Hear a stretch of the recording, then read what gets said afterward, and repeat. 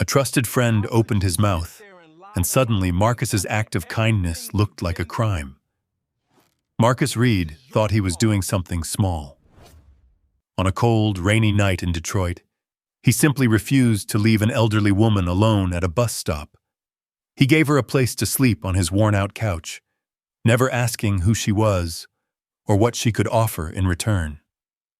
But 2 months after she passed away, a lawyer appeared at his door carrying a secret worth hundreds of millions of dollars.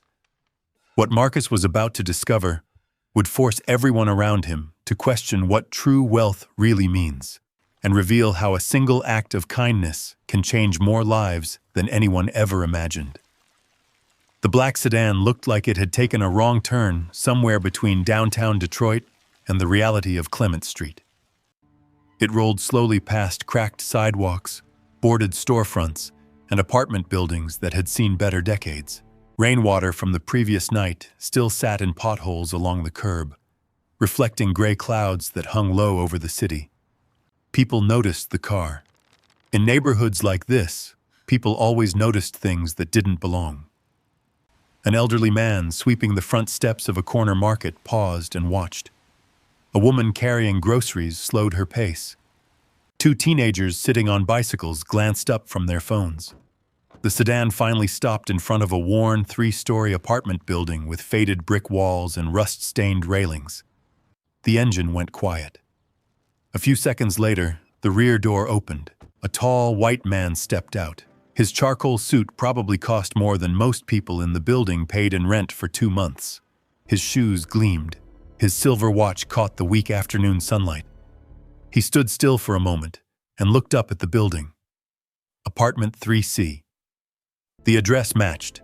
After all the years he had spent practicing law, Charles Bennett had learned to expect surprises. Still, standing in front of that building made him pause, because nothing about it looked connected to Eleanor Whitmore. Nothing at all. He adjusted the leather briefcase in his hand and started toward the entrance. The hallway smelled faintly of old paint, laundry detergent, and someone's dinner cooking 2 floors below. He climbed the stairs carefully. 1 flight, then another, then the 3rd. When he reached the top landing, he stopped in front of a faded blue door. Apartment 3C. For a few seconds, he simply stared at it. Then he knocked. Inside the apartment, Marcus Reed was asleep, or at least trying to be. He had worked another overnight shift at the warehouse near the river. 12 hours unloading freight containers. 12 hours of cold concrete floors. 12 hours of forklifts, fluorescent lights, and supervisors who acted like exhaustion was a character flaw. He had gotten home less than an hour ago. His work boots sat near the couch. His jacket hung over a kitchen chair. He had barely closed his eyes when the knocking started. The first knock blended into a dream. The second one didn't. The third made him sit upright. For a moment he was disoriented. Then he heard it again. Knock, knock, knock. Marcus rubbed his face. The living room was quiet except for the hum of an old refrigerator and the distant sound of traffic outside. A small blanket lay folded neatly on one end of the couch. His eyes lingered on it longer than they should have. Then he stood and walked toward the door. "Coming," he called. When he opened it, he froze. The man standing there clearly wasn't lost, and he definitely wasn't selling anything. "Marcus Reed?" the stranger asked. His voice was calm, professional. Marcus nodded slowly. "Yeah." The man offered a polite smile. "My name is Charles Bennett." He held up a business card. "I'm an attorney." Marcus frowned. An attorney? His first thought was that something had happened. Maybe an unpaid bill. Maybe some problem with the building. Maybe an issue with child support paperwork that somehow resurfaced years later. His stomach tightened immediately. Life had trained him to expect bad news. Good news rarely arrived wearing expensive suits. "Can I help you?" Marcus asked carefully. Charles studied him for a moment. Not judging, simply confirming. Then he said the words that changed the air between them. I represented a woman named Eleanor Whitmore. Marcus blinked. The name hit him like a distant echo. Eleanor. For a second he couldn't place it. Then the image appeared instantly. A frail woman. Gray hair. A tired smile. Rain running down a bus shelter window. The old sofa. The blanket. The coffee. His chest tightened. Charles continued. She passed away 2 months ago. Marcus looked down. I know. The answer came quietly. Because of course he knew. Every morning he walked past that empty space in the living room. Every morning he saw the corner of the couch where she used to sit drinking coffee before sunrise. Every morning something felt missing. The lawyer nodded. I was sorry to hear it. Marcus swallowed. Neither man spoke for a moment. Then Charles glanced down at his briefcase. When he looked up again, his expression had changed. It had become more formal, more deliberate. Mr. Reed, may I come inside? Marcus hesitated. Not because he was afraid, because confusion had completely taken over. Still, he stepped aside. Sure. Charles entered. The apartment was small, painfully ordinary. A modest kitchen, second-hand furniture, children's drawings taped to the refrigerator, a stack of school books on the dining table. Nothing about the place suggested wealth. Nothing about it suggested inheritance. Nothing about it suggested the conversation Charles had come to have. And yet here he was. Marcus closed the door behind him. From the hallway near the bedrooms came a small voice. Dad? Marcus turned. His daughter Mia appeared first. 8 years old. Messy hair.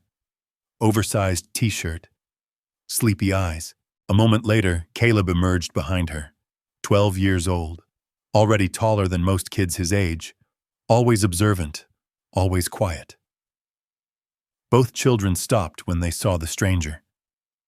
Mia moved instinctively closer to her father. Charles immediately softened. Sorry to interrupt your afternoon. Neither child answered. They simply watched him.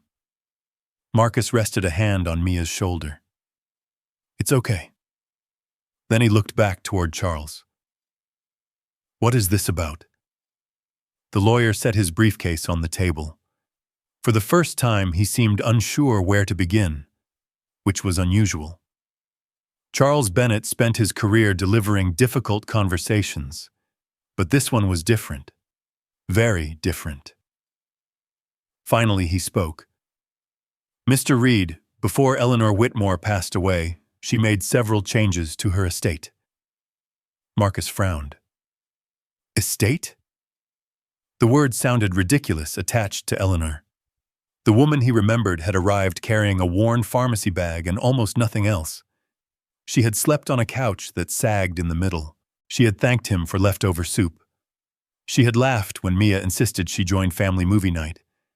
Estate wasn't a word that belonged to her, at least not in his memory. Charles opened the briefcase. Inside were documents, folders, legal papers, far more paperwork than seemed necessary. Then he removed a single envelope, cream-colored, sealed. Marcus felt his pulse quicken. The lawyer placed it carefully on the table. Eleanor Whitmore left specific instructions regarding you and your children.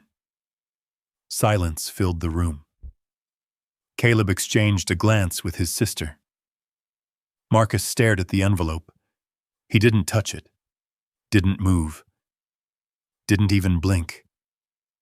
Because suddenly every memory of Eleanor seemed incomplete, as though there had been another version of her sitting quietly beneath the version they knew, a version hidden from all of them. Mr. Bennett, Marcus said slowly, what exactly are you telling me? The attorney met his eyes, And then he said the sentence that would divide Marcus Reed's life into two separate chapters. One before this moment, one after. I'm telling you, Mr. Reed, that Eleanor Whitmore left behind something she wanted you to have. Marcus looked at the envelope, then at the lawyer, then at the empty place on the couch. And for the first time since Eleanor's death, a question began forming in his mind. Not who she had been, not where she came from, not why she appeared at a bus stop in the rain, but something far stranger. Who was Eleanor Whitmore really, and why had she chosen him? The questions lingered in Marcus Reed's mind like echoes in an empty room. He stared at the cream-colored envelope sitting on the kitchen table. Mia sat quietly beside him. Caleb stood near the refrigerator with his arms crossed. Charles Bennett remained calm, patient, as though he understood that some truths needed time before they could be heard. Then everything seemed to fade. The apartment, the lawyer, the envelope. Marcus found himself drifting backward through memory. Back to a time before Eleanor. Back to a life that nobody would have considered remarkable. Back to the man he had been before a rainy night changed everything. 2 months earlier. Detroit looked different in February. The city seemed trapped between seasons. Dirty snow lingered in parking lots. Cold rain soaked cracked sidewalks. Gray skies hung low over aging buildings. Every morning Marcus woke before sunrise. Most days it was 4:15, sometimes earlier. The alarm on his phone buzzed softly from the folding table beside his couch. Not a bed. A couch. The same worn sofa that sat in his living room now. The same sofa where Eleanor would eventually sleep. Marcus rubbed his eyes and sat up. His back usually hurt. His knees complained. His shoulders felt older than 40.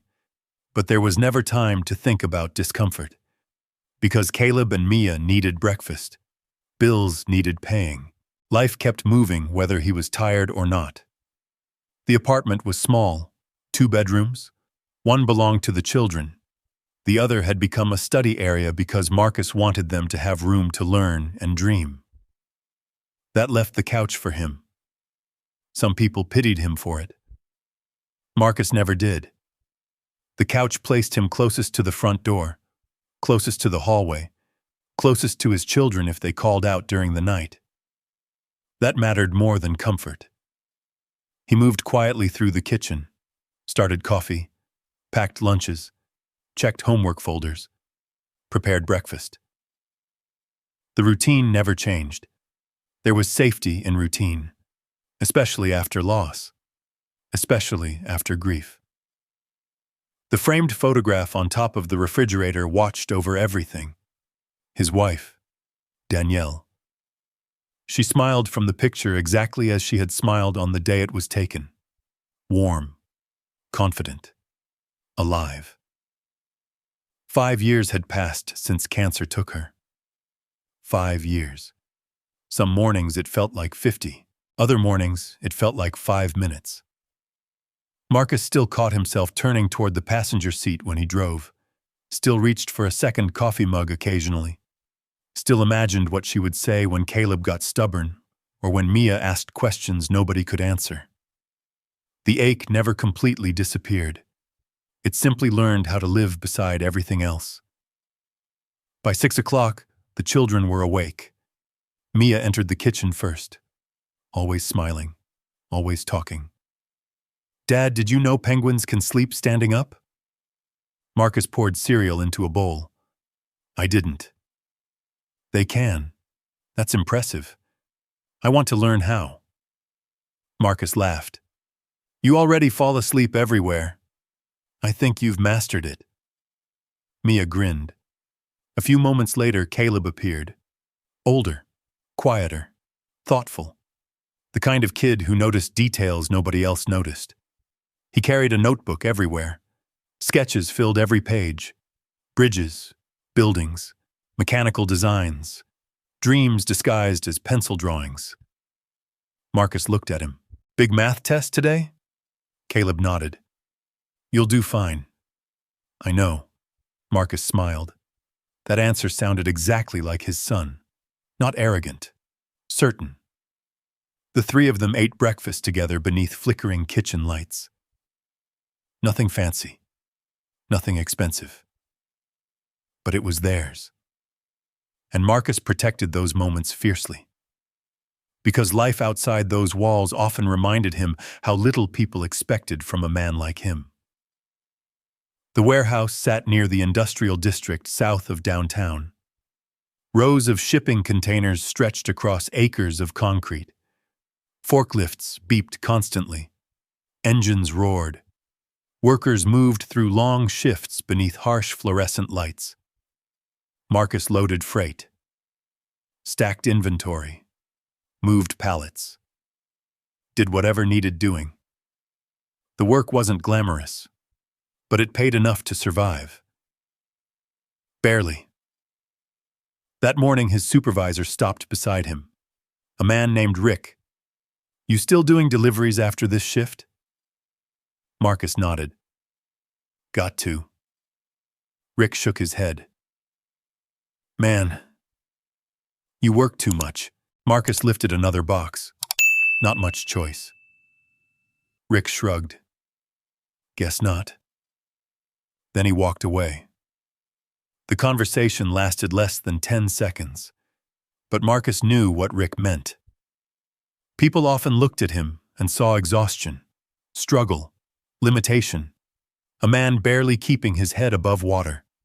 Nobody saw the discipline behind it. Nobody saw the sacrifices. Nobody saw the thousands of small choices required to hold a family together. At noon, he finished his warehouse shift. By 1 o'clock, he was driving deliveries across the city. Groceries, packages, prescriptions, anything the app assigned. Sometimes wealthy neighborhoods, sometimes struggling ones. The contrast fascinated him. One street held million-dollar homes. The next contained abandoned buildings. One family worried about vacation plans. Another worried about keeping electricity on. Marcus moved between those worlds every day, invisible in both. That evening, after his final delivery, he stopped at New Hope Community Kitchen. The building stood beside an old church. The sign outside was faded. The parking lot was cracked. But inside, people found warmth. Food. Kindness. Sometimes dignity.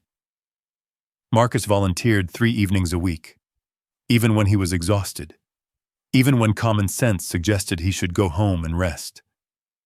Because years ago, after Danielle died, New Hope had helped him. A hot meal, a listening ear, someone who treated him like a human being instead of a problem. He never forgot that. Inside the kitchen, steam rose from giant pots of soup. Volunteers moved between tables. The smell of bread filled the air. Marcus, someone called. He turned. Mrs. Harper, 72 years old, tiny, fierce. She ran the kitchen like a military commander. You're late. Marcus smiled. Traffic. That's what everybody says. She handed him an apron. Get to work. For the next 2 hours, he served meals, refilled drinks, carried trays, listened to stories. Some guests were homeless, some elderly, some working 3 jobs and still struggling. Marcus treated every one of them the same, because he understood something many people didn't. Hard times could happen to anyone. All it took was one illness, one accident, one bad month, one loss. The line between stability and disaster was thinner than most people realized. Near closing time, Mrs. Harper watched him wiping tables. You know, she said quietly, most people in your position would spend every free minute chasing money. Marcus shrugged. Maybe. So why are you here? He looked around the room. At the empty chairs. At the volunteers cleaning up. At the people leaving with full stomachs. Then he answered, "Because somebody was here for me." Mrs. Harper nodded slowly, as if she had expected exactly that response.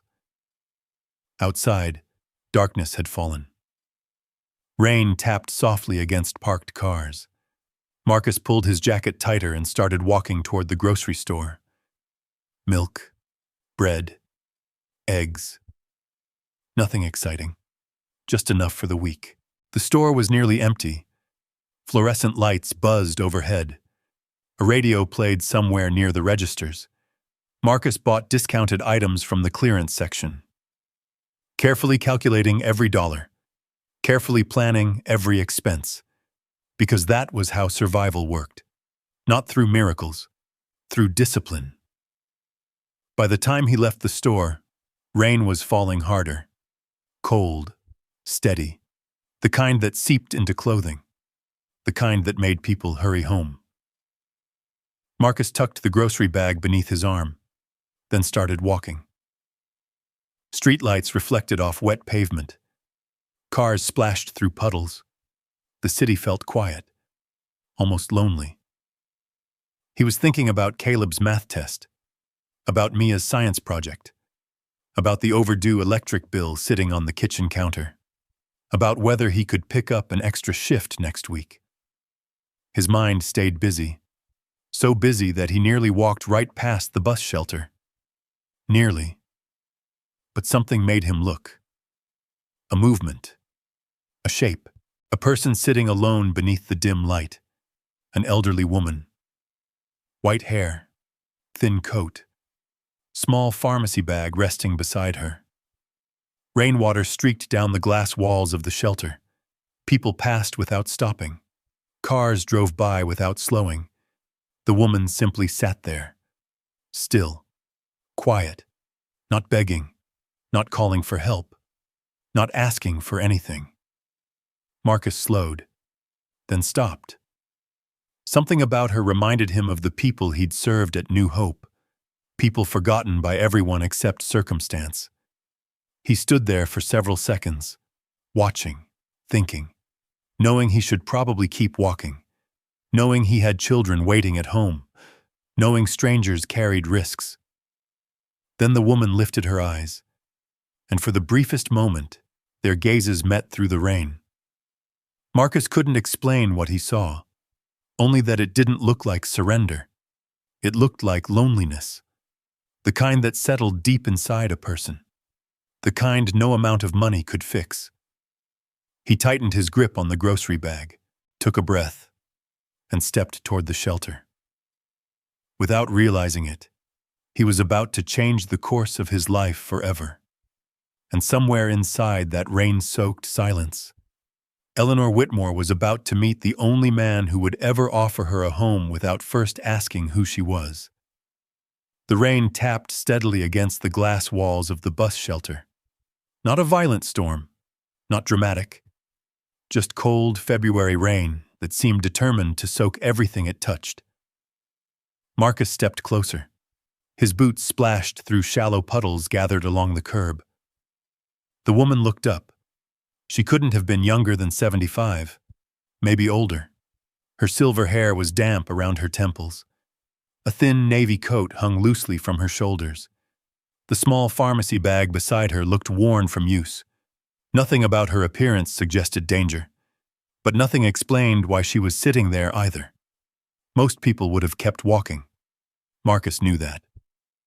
Truthfully, part of him wanted to. He had children waiting at home.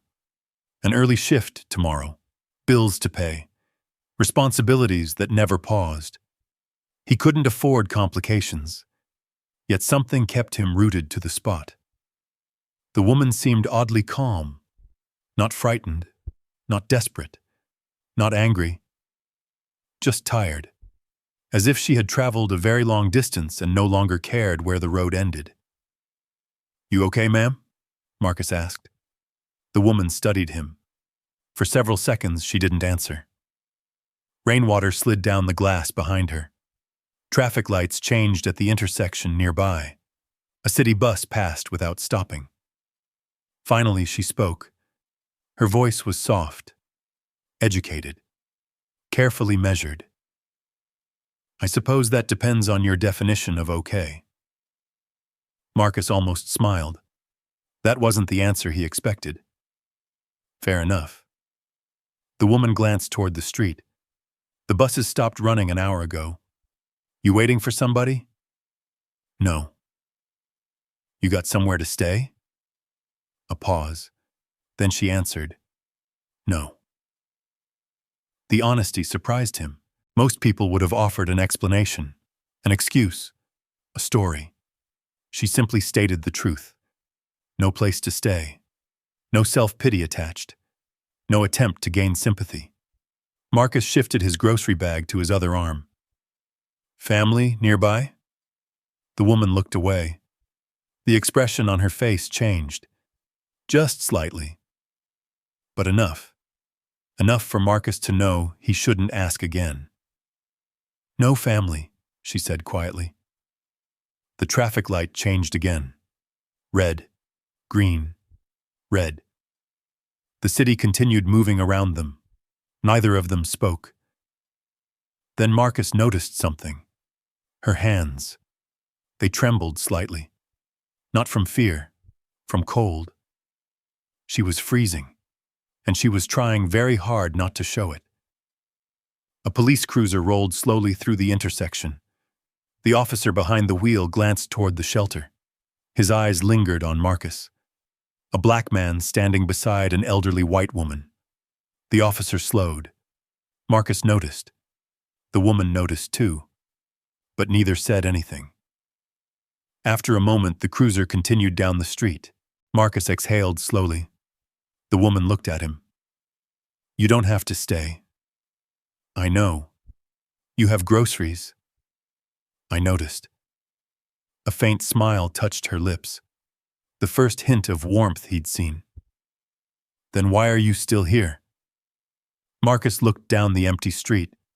He thought about walking away, thought about how much easier life would be if he minded his own business. Then he thought about Mia, about Caleb, about the lessons he tried to teach them every day. Kindness wasn't something you practiced only when it was convenient. Otherwise, it wasn't really kindness. It was comfort. There are enough people walking past already, he said. The woman looked at him for a long moment. Something unreadable moved behind her eyes. Not surprise, not gratitude. Something deeper. As if she hadn't heard words like that in a very long time. Marcus glanced toward the dark sky. The temperature was dropping. The rain wasn't stopping. He made a decision. A simple one. The kind of decision people make every day. The kind that rarely changes anything. Except sometimes it changes everything. My apartment isn't far. The woman remained silent. Marcus continued. It's not much. Another pause. But there's a couch. The woman stared at him. He could almost see the calculations happening behind her eyes. Trust, risk, pride, fear. Every stranger carried all four. You don't know me, she said. No. You don't know if I'm dangerous. Marcus laughed softly. Ma'am, if you wanted to rob somebody, I promise you picked the wrong neighborhood. For the first time, she actually smiled. A real smile. Brief, but genuine. Then it disappeared. My name is Eleanor. The introduction seemed important, like a gift, a small piece of trust being offered in return. Marcus. She nodded. Marcus? The rain continued falling. Finally, she asked the question. Why? Marcus frowned. Why what? Why offer? He thought about it. The answer wasn't complicated. My mother used to say something. Eleanor waited. Marcus looked down the street. She said every person is one bad month away from needing help. The old woman lowered her eyes. For a moment she said nothing. Then she picked up the pharmacy bag. Your mother sounds wise. Most moms are. Eleanor stood slowly. Marcus immediately noticed how unsteady she seemed. Not weak, not frail, just exhausted. The kind of exhaustion that settles into bones. He offered his arm. She hesitated, then accepted. Together they stepped out into the rain. The walk to the apartment took 15 minutes. Streetlights reflected off wet sidewalks. Cars hissed through puddles. Neon signs flickered above liquor stores and closed restaurants. For most of the walk, neither of them spoke. The silence wasn't uncomfortable, just unfamiliar.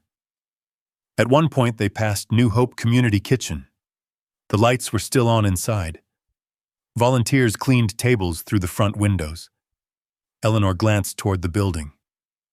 You volunteer there? Marcus looked surprised. How'd you know? The woman inside waved. Marcus laughed. Mrs. Harper had indeed waved at him through the glass. Nothing escaped this woman beside him. Yeah.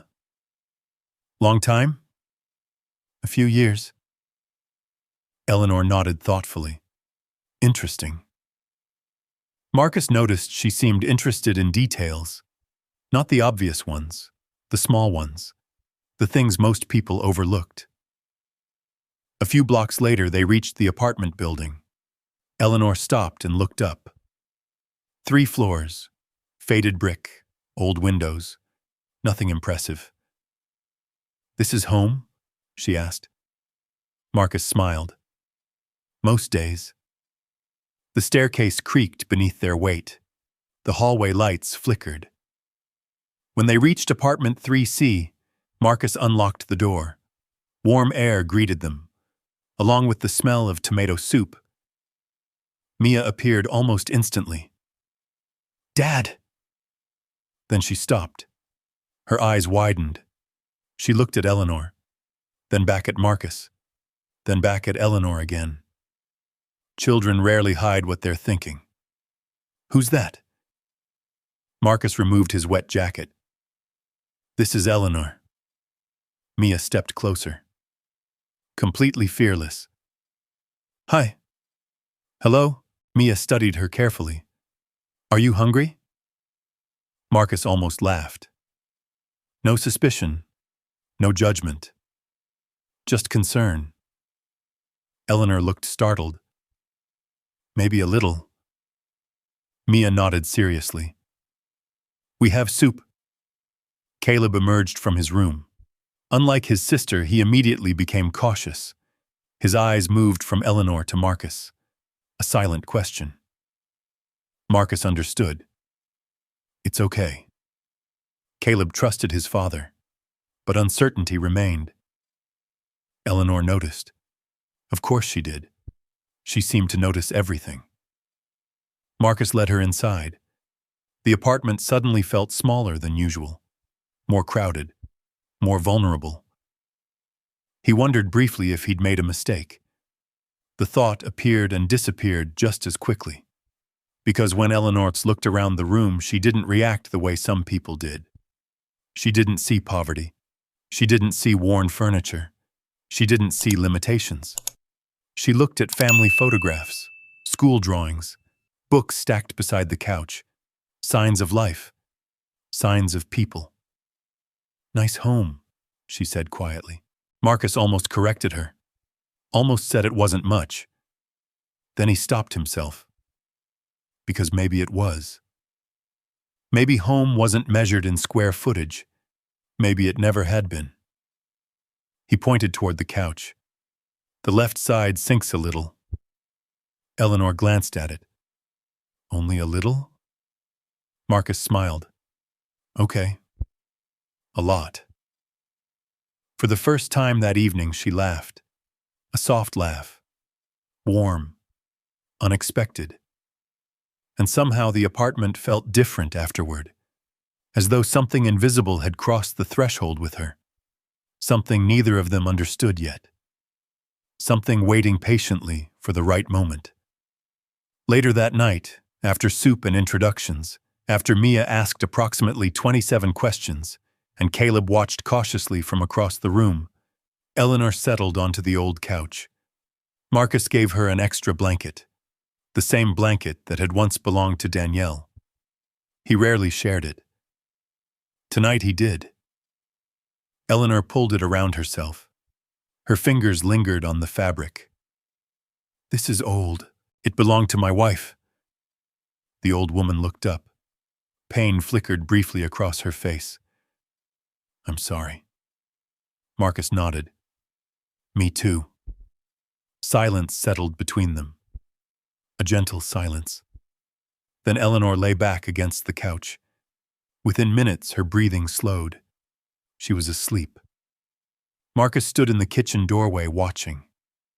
A stranger, an elderly woman he had met less than an hour ago, sleeping beneath his roof, trusting him. The whole situation felt absurd, yet somehow it also felt right. He turned off the lights one by one. The apartment grew quiet. Rain tapped softly against the windows. Marcus headed toward his own couch cushion on the opposite end, then paused. For a moment he looked at Eleanor sleeping peacefully beneath Danielle's blanket, and he couldn't shake the feeling that this woman carried a story much larger than she was willing to tell. A story hidden beneath years of silence. A story that had somehow led her here, to Detroit, to Clement Street, to apartment 3C, to his family. Marcus didn't know it yet, but before long strange details would begin appearing. Small clues, tiny cracks in Eleanor's carefully protected past, and when they did, he would discover that the woman sleeping on his couch was not who she appeared to be at all.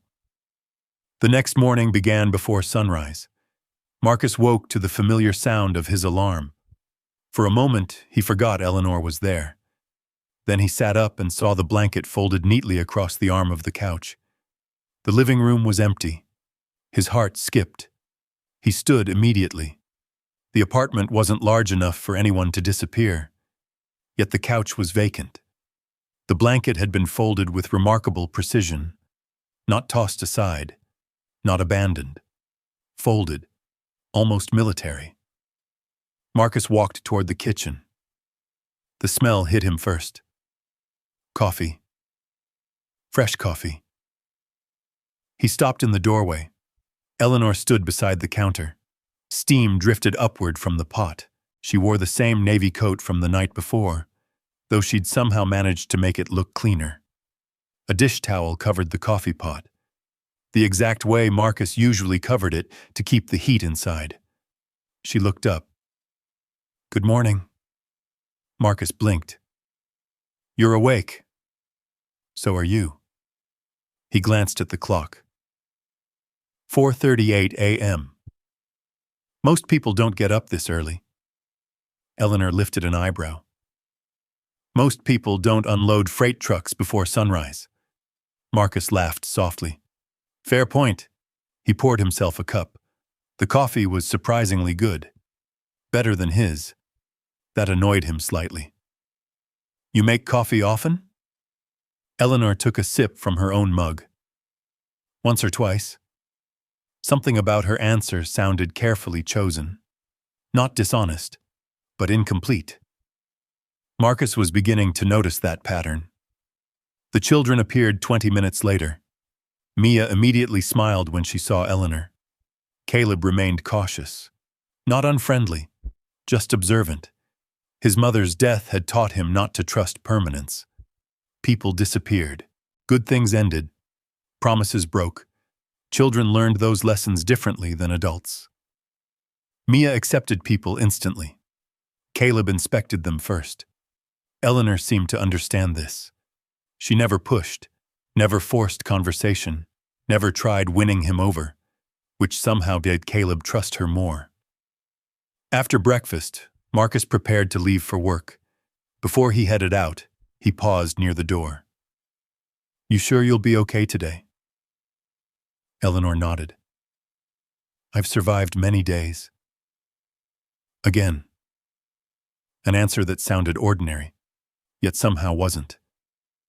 Marcus left. The warehouse shift dragged longer than usual. Cold air, heavy pallets, long hours. Yet Eleanor remained in the back of his mind. Not because he distrusted her, because he couldn't understand her. She didn't fit. Not in the apartment, not in the neighborhood, not in the story she appeared to be telling. That evening, after his second job, Marcus returned home carrying groceries. The first thing he noticed was laughter. Mia's laughter. Bright, unfiltered. The second thing he noticed was Caleb, laughing too. That was rarer. Much rarer. Marcus stepped inside. Mia sat at the kitchen table surrounded by crayons. Eleanor sat beside her. The old woman was helping her color a school project. Not doing it for her. Helping. As if she had all the time in the world. "What is this?" Marcus asked. Mia held up the paper proudly. "A city." Marcus looked closer. The drawing wasn't bad. Actually, it was surprisingly detailed. Roads, parks, buildings, bridges. One bridge in particular caught his attention. Caleb drew that. Mia pointed proudly. Caleb shrugged. Eleanor studied the drawing. "Interesting design." The boy looked up. "You think so?" "I do." She pointed toward the bridge. "The support structure is strong." Caleb stared. Most adults simply called his drawings nice. They didn't analyze them. They certainly didn't discuss engineering. "You know about bridges?" he asked. Eleanor took another sip of tea. "A little." The answer seemed too small, far too small. Caleb noticed it too. Marcus noticed the look that passed between them. Another tiny crack. Another unanswered question. The following days settled into an unexpected routine. One day became 3. 3 became 6. Then a week. Eleanor remained. Not because she asked. Not because Marcus insisted. Simply because neither knew where else she should go. Something else happened too. The apartment changed. Subtly. Quietly. The way a room changes when someone opens a window. Mia began showing Eleanor her homework. Caleb brought out more sketches. Marcus found himself talking during dinner instead of eating in silence. The loneliness that had settled over the apartment since Danielle's death seemed slightly lighter. Not gone. Never gone. Just lighter. One evening, Mrs. Gloria appeared. The elderly neighbor from apartment 3A. She knocked twice before entering. Mrs. Gloria never waited for invitations. She carried a container of cornbread. And suspicion. Mostly suspicion. Her eyes immediately found Eleanor. So she's still here. The room went quiet. Marcus sighed. "Evening, Gloria." The older woman ignored him. Her attention remained fixed on Eleanor. "You got family?" Eleanor smiled politely. "No." "Job?" "No." "Social Security?" Marcus rubbed his forehead. "Gloria." "What? You interrogating guests now?" "I'm protecting my neighbors." Eleanor surprised everyone, including Marcus. She laughed. Not mockingly, warmly. Mrs. Gloria narrowed her eyes. "Something funny?" Eleanor shook her head. "You remind me of someone I used to know." "Good person?" "No." The apartment exploded with laughter. Even Gloria smiled, though she tried hiding it. The tension eased, for a while. But the questions remained. A few days later, another complication appeared. The landlord, Mr. Hansen, a man who always looked irritated, even when things were going well. Especially when things were going well. Marcus was carrying groceries upstairs when Hansen stopped him. Need to talk. Marcus already knew that tone. Never good. What happened? I heard you've got somebody staying there. Marcus sighed. Temporary. Temporary turns permanent. She's an old woman. Hansen crossed his arms. Old women can sue. Marcus stared. What? If she falls, gets hurt, claims something. Marcus couldn't believe the conversation. The landlord continued. Look, Marcus, I'm not running a shelter. Something inside Marcus tightened. Not anger. Disappointment. The familiar kind. The kind that came when people looked at vulnerable human beings and saw inconvenience instead. She's got nowhere else. Not my problem. Marcus met his eyes. Maybe that's the problem. For several seconds, neither spoke. Then Hansen shook his head. Just don't make this my headache. He walked away. Marcus climbed the stairs slowly. The encounter lingered, because he'd seen it before. People judging without knowing. People assuming the worst. People measuring human worth by usefulness. When he entered the apartment, Eleanor immediately noticed. You look troubled. Marcus dropped the groceries on the counter. Landlord. She nodded, as if that explained everything. Maybe it did. She spent a long moment looking out the window. Rain tapped softly against the glass again. Detroit seemed permanently gray that month. Then she said something strange. Some people become wealthy and spend their lives protecting what they own. Marcus unpacked groceries. Yeah. They become so busy protecting things they forget how to protect people. Marcus stopped. That didn't sound like something a homeless woman would say. Not exactly. It sounded personal. Experience speaking. He looked at her. Eleanor remained focused on the rain. The conversation ended there. But the words stayed with him. A few nights later, another clue emerged. Small, almost invisible. Marcus found Eleanor watching television, a financial news channel.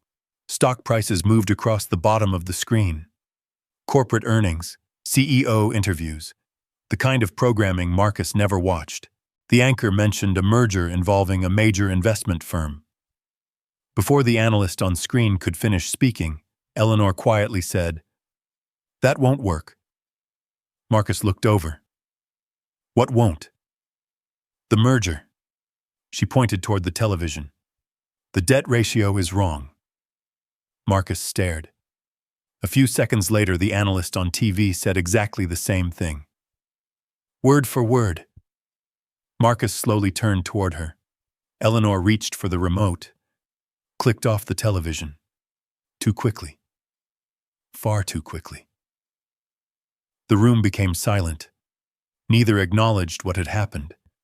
But another crack had appeared. And this one was larger. Much larger. That night, Marcus couldn't sleep. The apartment was dark. The refrigerator hummed quietly. Rain tapped against the windows. From the couch across the room came the steady rhythm of Eleanor's breathing. He stared at the ceiling, thinking, remembering, questioning. Who was she? Why did she know things she shouldn't know? Why did she speak like someone who once sat in boardrooms instead of bus shelters? Why did she seem completely unsurprised by subjects most people never understood? The answers remained hidden. For now. But somewhere beyond those unanswered questions, a much bigger truth waited. A truth connected to a name, a company, a fortune, and a life Eleanor had spent years trying to leave behind. The next clue would come from Caleb's notebook. And when it did, Marcus would begin realizing that the woman sleeping on his old couch had once belonged to a world so different from theirs that it almost seemed impossible. The following Saturday arrived wrapped in gray skies and steady rain. Detroit seemed trapped beneath clouds that month. The kind of weather that turned every window into a mirror and every street into a river of reflections. Marcus was home for once. No warehouse shift, no deliveries, no rushing from one responsibility to another. Just a rare morning inside apartment 3C. The smell of coffee drifted through the rooms. By now, that smell had become part of the apartment's rhythm. Eleanor was always awake first. Always. Marcus had stopped trying to understand how a woman in her 70s consistently woke before everyone else. He simply accepted it. When he entered the kitchen that morning, she was already sitting at the table. A mug of coffee rested beside her. A newspaper lay open in front of her. Not the entertainment section, not local gossip. Business news. Economic reports. Market summaries.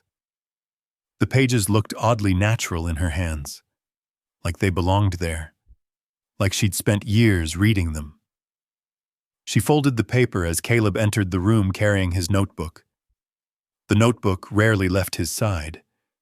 Marcus sometimes joked that if the apartment caught fire, Caleb would save the notebook before anything else. The boy sat down at the table, opened it, and immediately disappeared into his own world. Pencil moving, lines forming, ideas taking shape. Eleanor watched quietly. After several minutes, she spoke. "May I see it?" Caleb looked up. Marcus expected hesitation. Instead, the boy slid the notebook across the table. Eleanor accepted it carefully, almost reverently, as though she understood that creative work was fragile.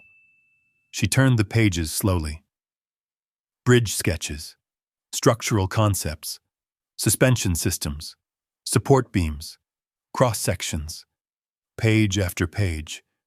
Marcus smiled. Most adults flipped through the notebook and offered polite encouragement. "Nice drawing. Looks good. Keep it up." Eleanor wasn't doing that. She was studying. Actually studying. Then she stopped. Page 23. A large suspension bridge. One Caleb had been working on for months. She leaned closer, examining every line, every angle, every support. Finally, she looked at him. "This section here." She pointed to the central support tower. Caleb immediately straightened. "What about it?" "The load distribution." The boy blinked. Marcus blinked too. Eleanor continued. "If a heavy wind came through from this direction," she gently tapped the edge of the page, "the stress would build here first." She pointed to a connection point. Caleb stared. His eyes widened.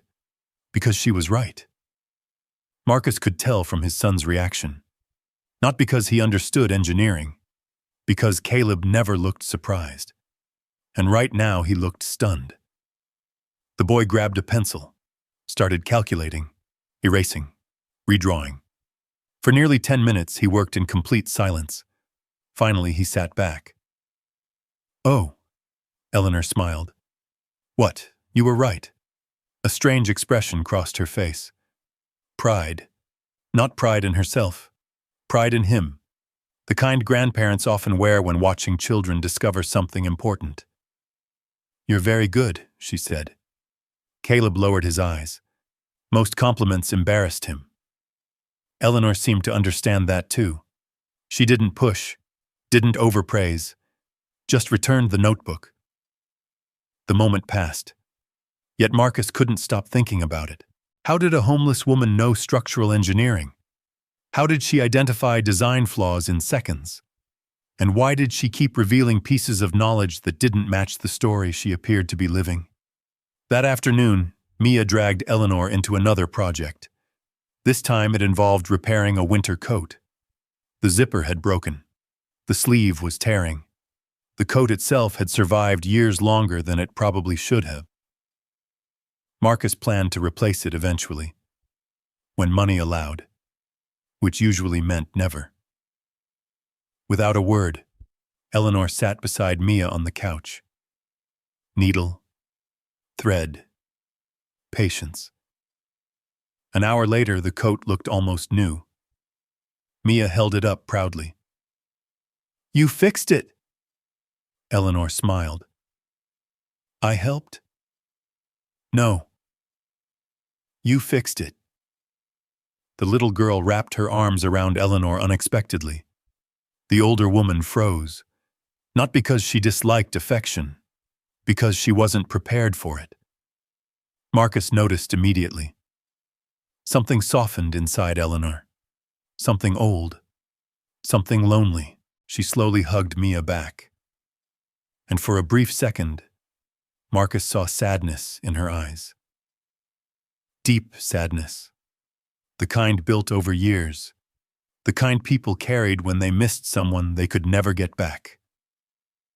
Later that evening, while making dinner, Marcus decided to ask a question. Not an aggressive question. Not an interrogation. Just curiosity. "You ever have kids?" The kitchen fell quiet. The sound of boiling water filled the room. Eleanor didn't answer immediately. She stood near the sink looking out the window. Rain traced lines down the glass. No. The answer was simple. Too simple. Marcus waited. Sometimes silence encouraged honesty. After several moments, she added, "I wanted them once." The words carried weight. Years of it. "What happened?" Eleanor smiled faintly. A sad smile. The same thing that happens to many plans. She looked back toward him. "Life happened." Marcus nodded. He understood that. More than most. Neither spoke again. The conversation ended there. But another small piece of her past had surfaced. Not enough to explain her. Just enough to deepen the mystery. The following week brought another surprise. Marcus returned home from work one evening and found Eleanor sitting at the kitchen table with Mia. The television was on. A business network. An interview with a famous CEO. The man was discussing expansion plans, investments, corporate strategy. Marcus barely paid attention. Then he heard Eleanor laugh. Not loudly, just a short, amused sound. Marcus looked over. "What?" She shook her head. "Nothing." Didn't sound like nothing. The CEO continued speaking. Confident. Polished. Certain. Eleanor watched him for another moment. Then she quietly said, "He always did underestimate risk." Marcus stopped unpacking groceries. "What?" She pointed toward the television. "Him. You know him?" The question escaped before Marcus could stop it. For a split second, Eleanor's expression changed. A mistake. A tiny crack. Something vulnerable. Then it vanished. No. Too quick. Far too quick. The interview ended. The next segment began. But Marcus couldn't let it go. Because the woman who supposedly had nowhere to go seemed oddly familiar with people who ran billion-dollar companies. And the explanation no longer made sense. A few nights later, another clue arrived. This one impossible to ignore. Marcus walked into the living room after putting away dishes. The television was muted. Financial news again. Numbers scrolled across the screen. Stock prices. Corporate announcements. Market updates. Eleanor sat perfectly still. A logo appeared during a segment introduction. Whitmore Capital. The words flashed across the screen for less than 3 seconds. But the effect on Eleanor was immediate. She reached for the remote, clicked the television off. The room went dark. Marcus stared. Eleanor stared at the blank screen. Neither moved. What was that? She looked toward him. What was what? That company. No response. Whitmore Capital. Still silence. Marcus stepped closer. Why'd you turn it off? Eleanor looked away. For the first time since arriving at the apartment, she seemed genuinely uncomfortable. Not afraid, not defensive. Sad. Deeply sad. After a long pause, she finally spoke. Have you ever spent years building something? Her voice remained soft, only to realize it became something you no longer recognized. Marcus frowned. The answer sounded strangely personal. Maybe. She nodded. Then you understand. No, Eleanor. He looked directly at her. I don't. The room became quiet. Outside, rain tapped against the windows. Inside, neither spoke. Then Eleanor stood, slowly, carefully, and walked toward the hallway. The conversation was over, at least for now. But the mystery wasn't. That night, Marcus couldn't sleep. The apartment was dark. The old refrigerator hummed. Cars passed occasionally outside. His thoughts circled endlessly. The bridge correction, the business knowledge, the CEO, Whitmore Capital. Every clue pointed toward the same conclusion. Eleanor wasn't who she claimed to be. The question wasn't whether she had a past. Everyone had a past. The question was how large that past truly was, and how far she had fallen from it. Across the room, Eleanor slept beneath Danielle's old blanket. Peaceful. Still. Almost fragile. Yet Marcus couldn't shake the feeling that somewhere beyond that quiet face existed a story bigger than anything he had imagined. A story connected to money, power, loss, and choices made long ago. He didn't know it yet, but someone else was about to become part of that story. Someone who would accidentally set events into motion. Someone Marcus trusted. Someone named Derek. And before long, that trust would become a problem neither of them saw coming. Derek Lawson had been part of Marcus Reed's life for nearly a decade. Some friendships arrived slowly. Others happened in a single afternoon and somehow never left. Derek belonged to the second category. They had met during one of the hardest years of Marcus's life. The year after Danielle died. The year bills piled up faster than hope. The year Marcus learned what loneliness actually felt like. Derek had been there through all of it, helping him move apartments, picking Caleb up from school when work ran late, showing up with groceries when Marcus didn't ask, watching football games on old weekends when neither man could afford to go anywhere. Trust didn't happen overnight. Trust happened one small favor at a time, which was why Marcus eventually made the mistake. It happened on a Thursday night. The children were asleep. Rain tapped softly against the apartment windows. Eleanor sat in the living room reading one of Caleb's engineering magazines. Marcus stood on the fire escape outside the building talking to Derek. The city stretched around them in layers of wet pavement and yellow streetlights. Derek leaned against the railing. So let me get this straight. Marcus sighed. Don't start. You found an old lady at a bus stop. Yeah. You brought her home. Yeah. She's still there. Marcus nodded. Derek stared at him. You know how crazy that sounds, right? Marcus laughed. Trust me. I know. For a while they simply stood there, watching traffic below, listening to distant sirens. Then Derek asked the question everyone eventually asked. Who is she? Marcus shook his head. I honestly don't know. She never tells you anything? Not much. That's weird. I know.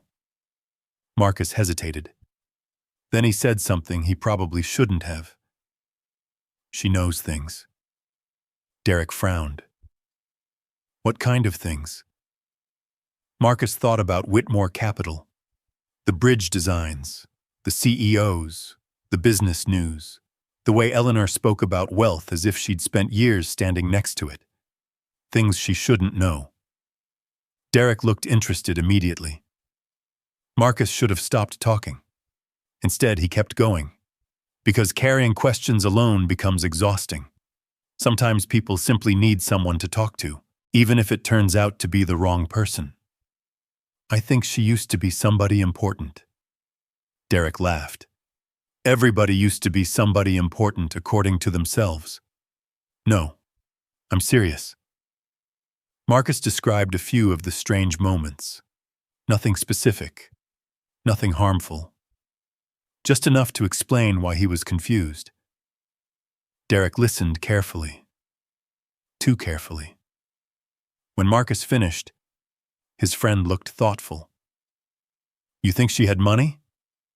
I don't know. You think she's hiding from somebody? I don't know. You think... Marcus interrupted. I don't know anything. Silence returned. Rain continued falling. Finally, Derek nodded. Fair enough. The conversation ended there, or at least Marcus thought it did. The next morning, Derek stopped by a diner near the warehouse, a small place where local workers gathered before shifts. Coffee, eggs, cheap breakfast specials, nothing fancy, just familiar. Derek sat in a booth with two acquaintances. The conversation drifted from sports to local news, then somehow toward Marcus, then toward Eleanor. At first, Derek said very little. Then someone asked questions. Then someone else offered theories. Then curiosity took over. By the time breakfast ended, 3 people knew about the mysterious old woman living in Marcus's apartment. None of them intended harm. That was the problem. Most rumors don't begin with cruelty. They begin with curiosity. By evening, 6 people knew. 2 days later, 20. Within a week, the story had spread through half the neighborhood, and every version became stranger. Some claimed Eleanor was secretly wealthy. Others claimed she was hiding from family. One version suggested Marcus had convinced an elderly woman to move in so he could gain control of her finances. Another suggested she was mentally confused. The truth disappeared beneath speculation, as truth often does. Marcus discovered the rumor on a Monday afternoon. He was carrying groceries upstairs when Mrs. Gloria stopped him. The look on her face told him immediately that something had changed. You hear what people are saying? Marcus frowned. No. Mrs. Gloria crossed her arms. Good. Why? Because it'll make you mad. Too late. Marcus was already worried. What are they saying? The older woman hesitated. Then she told him. Every version, every rumor, every accusation. Marcus stood completely still. At first he felt confused, then disappointed, then angry. Not because strangers were talking. People always talked, because someone had started it. Someone he trusted. The realization arrived immediately. Derek. It had to be Derek. Nobody else knew enough details. Marcus climbed the stairs slowly, each step heavier than the last. Inside the apartment, Eleanor sat at the table helping Mia with spelling words. Everything looked peaceful, normal, safe. Marcus hated that the outside world was trying to poison it. Everything okay? Eleanor asked. Marcus forced a smile. Yeah, but she knew better. She always knew better. That evening, another knock came at the door. Then another. Then another. The first was a neighbor. The second was someone Marcus barely knew. The third was a woman asking questions about Eleanor's family. By the weekend, curiosity had become intrusion. People lingered outside the building. They watched, whispered, speculated. Marcus felt protective in a way that surprised him. Not because Eleanor needed protection, because she deserved dignity, and dignity was becoming harder to preserve. Then things got worse. On Saturday morning, a police cruiser pulled up outside the building. Not an emergency, not lights and sirens, just questions. 2 officers knocked politely. Marcus answered. One officer glanced toward Eleanor. Sir, we've received concerns regarding the welfare of an elderly resident staying here. Marcus closed his eyes briefly. Of course. Someone had reported something. The officers remained professional, respectful. Still, the experience stung, because once again, Marcus found himself being viewed through suspicion instead of kindness. The interview lasted 15 minutes, nothing more.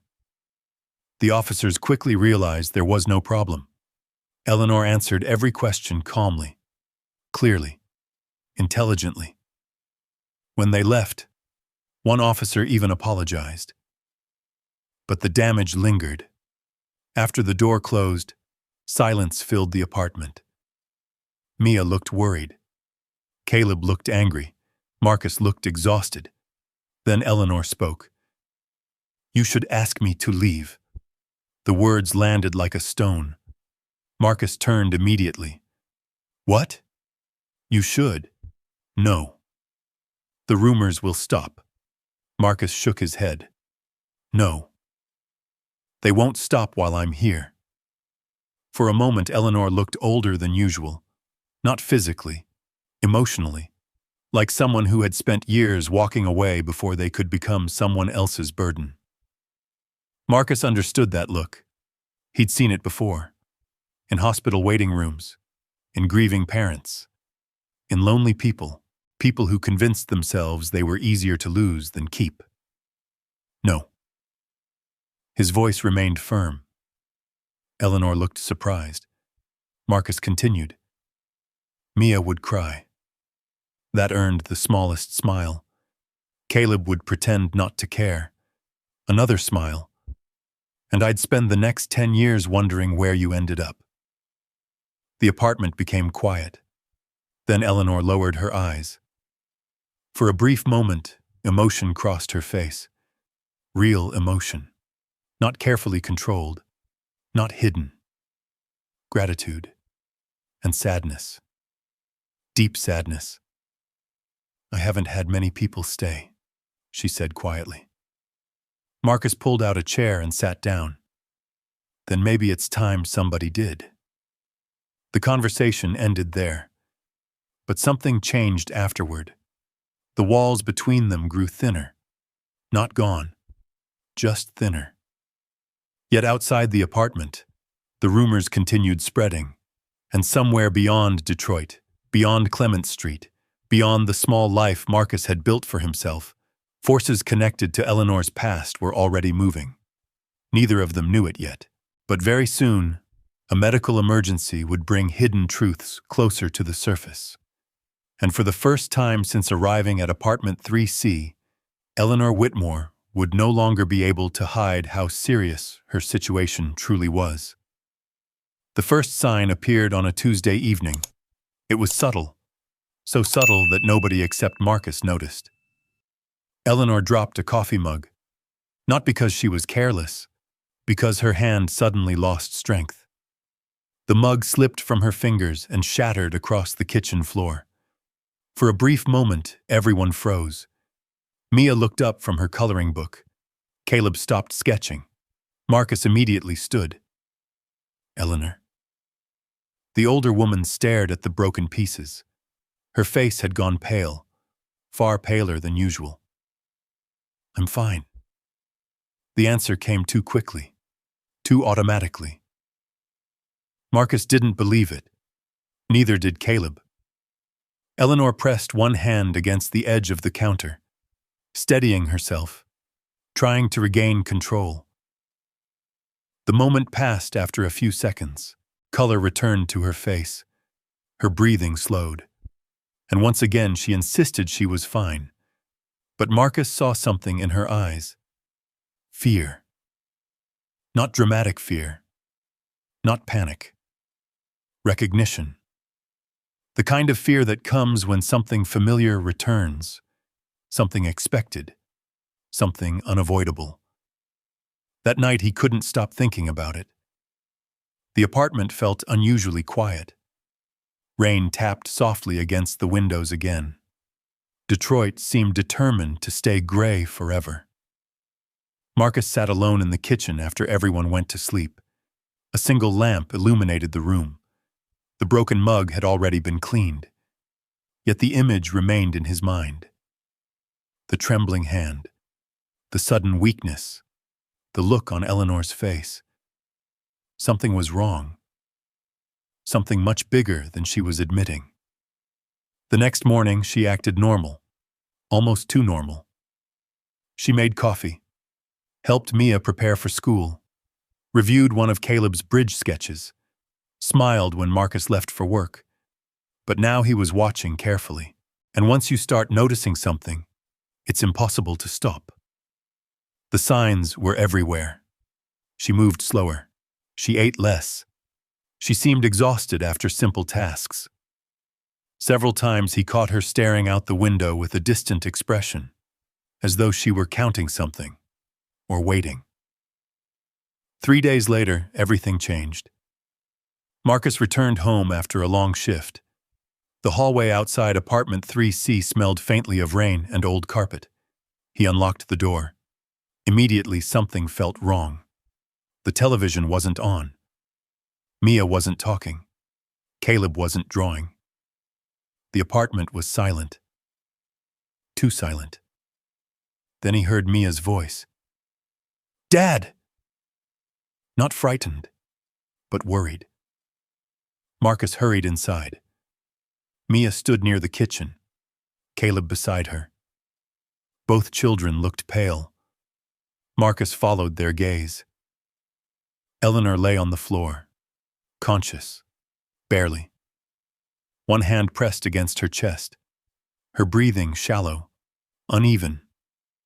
The color had drained from her face. For a split second, Marcus froze. Then instinct took over. "Eleanor!"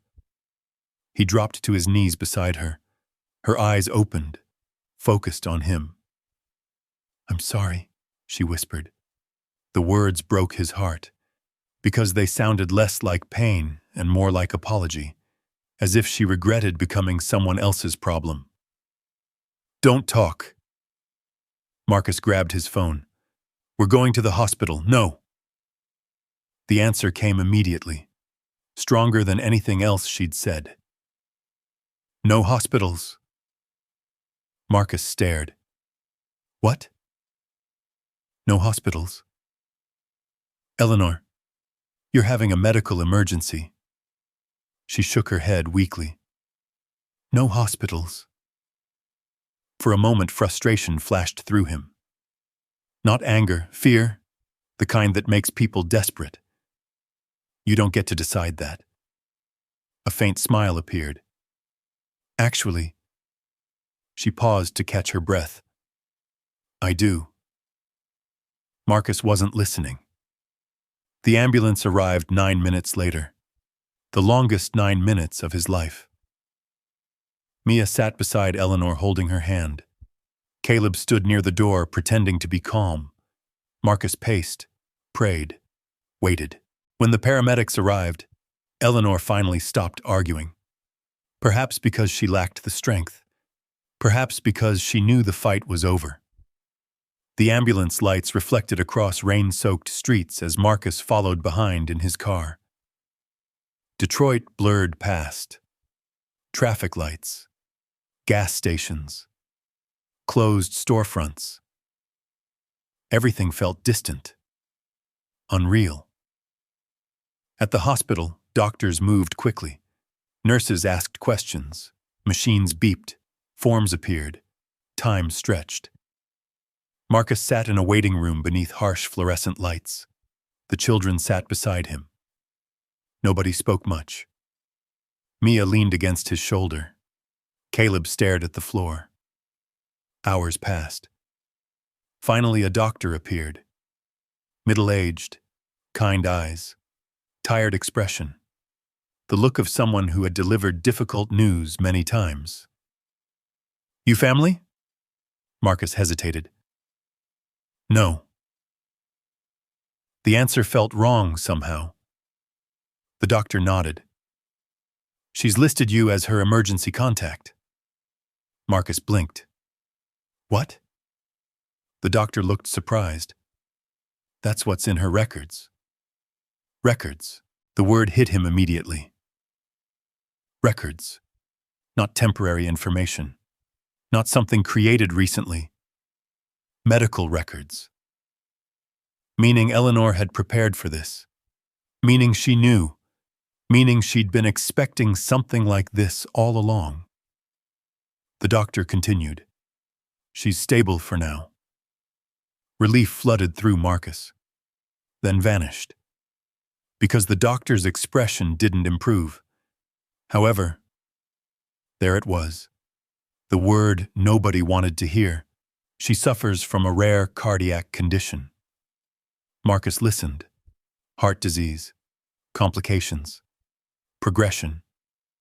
Years of treatment. Years. Not weeks. Not months. Years. The doctor wasn't describing a sudden illness. He was describing a long battle. A battle Eleanor had been fighting alone. "Can it be treated?" Marcus asked. The doctor hesitated, then answered carefully. "Treatment options exist." Something about the wording bothered him. "What does that mean?" The doctor's eyes shifted. Toward the hospital room. Then back. "It means she stopped pursuing most treatments quite some time ago." Marcus stared. Stopped? She had chosen this? The doctor nodded gently. She's been managing the condition for years. Years. Marcus felt the weight of that word. Years of appointments. Years of decisions. Years of secrets. Years of preparing for an ending nobody else could see. When he finally entered Eleanor's room, she looked smaller somehow. Hospital beds did that. Machines did that. They reduced people, stripped away everything except vulnerability. Rain streaked down the window behind her. Night had fallen. City lights shimmered beyond the glass. Eleanor opened her eyes when he entered. "You look terrible," she said. Marcus laughed despite himself. "You nearly scared us to death." A faint smile appeared. "Sorry." There was that apology again. Marcus pulled up a chair. For several moments, neither spoke. The room hummed softly with medical equipment. Finally, he broke the silence. "You knew." Eleanor looked toward the ceiling. "Yes." "How long?" "A long time." Marcus exhaled slowly. "You should have told us." She turned toward him. The sadness in her eyes seemed endless. What good would that have done? The answer frustrated him, because part of him understood it. Part of him didn't. Then Eleanor reached toward the bedside drawer, her movements slow, deliberate. She removed a small white card. Simple. Unremarkable. Only a name and phone number. Nothing else. She handed it to him. Marcus looked down. Charles Bennett, attorney at law. A phone number. No address. No explanation. No details. "Who is this?" Eleanor watched him carefully. "If I don't wake up one day..." Marcus immediately shook his head. "No." "Marcus." "No." "Listen." The firmness in her voice surprised him. She rarely raised it. Now she did. For a moment he saw the person she used to be, whoever that person was. Powerful. Certain. Used to being heard. "If something happens," she said quietly. Call him first. Marcus stared at the card. Why? A long silence followed. Then Eleanor answered, Because he knows everything. The words settled heavily between them. Everything. Not some things. Everything. Marcus looked back up. Family? For the first time since he'd met her, Eleanor's composure cracked. Only slightly. But enough. Her eyes filled. Not dramatically. Just enough to catch the light. The sight shocked him. He had never seen her cry. Not once. Do you have family? He asked softly. Eleanor looked away. Toward the rain outside. Toward the city lights. Toward memories only she could see. When she finally answered, her voice was barely above a whisper. Not anymore. Nothing else. No names. No story, no explanation. Just 3 words. Not anymore. Marcus didn't ask another question. Some pain announced itself clearly enough. The room fell silent again. The card remained in his hand. Charles Bennett. The name meant nothing, yet somehow Marcus knew it would, because whatever truth Eleanor had spent months hiding, whatever life existed before the bus stop, whatever reason she ended up alone in the rain, the answer was connected to that card, and sooner or later, the truth would have to come out. Neither of them knew just how soon that moment would arrive, because within days, Eleanor would make a decision that would bring her back to apartment 3C, back to the old couch, back to the family that had unknowingly become the final chapter of her life. Eleanor remained in the hospital for 3 days. 3 days that felt much longer. Marcus visited every evening after work. Mia brought drawings. Caleb brought pages from his notebook. The nurses quickly learned their names. By the second day, one of them joked that the family had practically moved into the waiting room. Marcus smiled when he heard it. Then he realized something. Nobody had corrected her. Not Eleanor. Not the children. Not even him. Because somewhere along the way, the relationship had changed. The woman from the bus stop was no longer a stranger. She had become part of the rhythm of their lives. Part of breakfast conversations, part of homework sessions, part of ordinary evenings. And ordinary things were often the hardest to lose. On the 3rd afternoon, Marcus arrived to find Eleanor sitting upright in bed, dressed, shoes on, a small overnight bag beside her. His stomach tightened immediately. What are you doing? Leaving, no. Eleanor smiled. You sound like my doctor. That's because your doctor is right. She looked toward the window. Rain slid slowly down the glass. Detroit's skyline sat beneath another blanket of gray clouds. I don't belong here. Marcus pulled a chair closer. You're sick, I'm dying. The words landed heavily between them. Simple. Calm. Terrifying. Marcus stared at her. She rarely spoke so directly. Maybe never. For several moments, neither said anything. The beeping monitor beside her bed filled the silence. Finally, Marcus shook his head. You don't know that. A sad smile touched her lips. Oh, Marcus. The way she said his name carried years inside it. Years of acceptance. Years of understanding things she wished weren't true. I know exactly that. The room became very quiet. Not because there was nothing to say. Because there was too much. Marcus looked away first. Toward the hallway. Toward the nurses passing by. Toward anything except the reality sitting in front of him. Eleanor saved him, as she often did. I don't want my last memories to smell like disinfectant. He looked back. What? She glanced around the room. The machines, the fluorescent lights, the endless white walls. I've spent enough time in hospitals. Her voice softened. I don't want to spend whatever time I have left inside one. Marcus understood immediately. Not because he agreed, because he understood. There was a difference. After Danielle became sick, hospitals had become their second home. He remembered every waiting room, every procedure, every conversation that started with hope and ended with statistics. He remembered the smell, the lighting, the exhaustion. Most of all, he remembered how quickly hospitals could make people feel like patients instead of people. Eleanor was asking for something simple. She wanted to feel human, for whatever time remained. The doctor strongly disagreed. Marcus listened to a 10-minute explanation filled with medical terminology.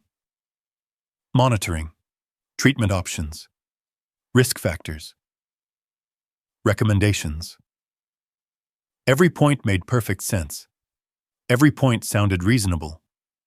Yet when the conversation ended, Eleanor simply smiled and said, I appreciate your concern. The doctor sighed. Marcus almost laughed, because he recognized that expression. The doctor had just discovered something Marcus already knew. Eleanor Whitmore looked fragile, but she possessed the stubbornness of a mountain. 3 hours later, they drove home. The rain had finally stopped. The city looked washed clean beneath pale afternoon sunlight. Mia sat beside Eleanor in the back seat, talking nonstop, telling stories from school, discussing a science project, explaining why volcanoes were more interesting than dinosaurs. Eleanor listened to every word. Actually listened. The way people do when they know time matters. When they reached the apartment building, Mrs. Gloria spotted them immediately. She practically appeared from nowhere, hands on hips, concern written across her face. You gave everybody a scare. Eleanor smiled. I apologize. Mrs. Gloria pointed a finger at her. No, you don't. Eleanor Wush considered this, then laughed. No, I suppose I don't. The older woman shook her head, but she was smiling too. That evening felt different, not sad, not exactly, more precious, as if everyone understood something important without saying it aloud. Marcus ordered takeout instead of cooking, a rare luxury, nothing expensive, just burgers and fries from a local diner. Mia declared it a celebration. Caleb pretended not to care, then ate more fries than anyone else.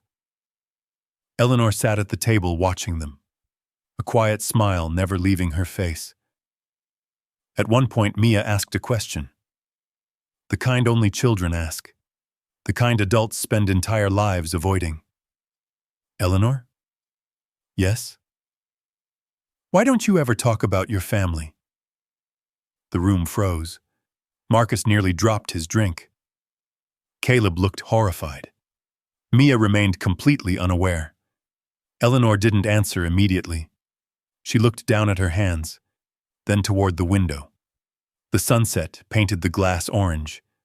Finally, she spoke. Because sometimes talking about people you miss makes you miss them more. Mia thought about that. Seriously, as children do. Then she nodded. Okay, that was enough for her. The conversation moved on, but Marcus noticed something. Eleanor's eyes remained fixed on the fading sunlight, and for a brief moment they glistened. Later that night, after the children went to bed, Marcus found her sitting alone in the living room. The old couch creaked softly beneath her. The lamp beside her cast warm yellow light across the room. The same room where she'd first slept after the bus stop. The same room that somehow felt less empty now. Marcus sat down across from her. Neither spoke immediately. The city hummed quietly outside. Finally, Eleanor broke the silence. "Do you know what I envy about you?" Marcus laughed. "Me?" "Yes. That might be the first time anyone's ever said that." She smiled. "I'm serious." Marcus leaned back. "Okay. What do you envy?" She looked toward the hallway where Caleb and Mia slept. "The noise." Marcus frowned. "The noise? The breakfasts." A pause. "The arguments about homework." Another pause. "The way Mia asks 20 questions before anyone finishes answering the first one." Marcus smiled.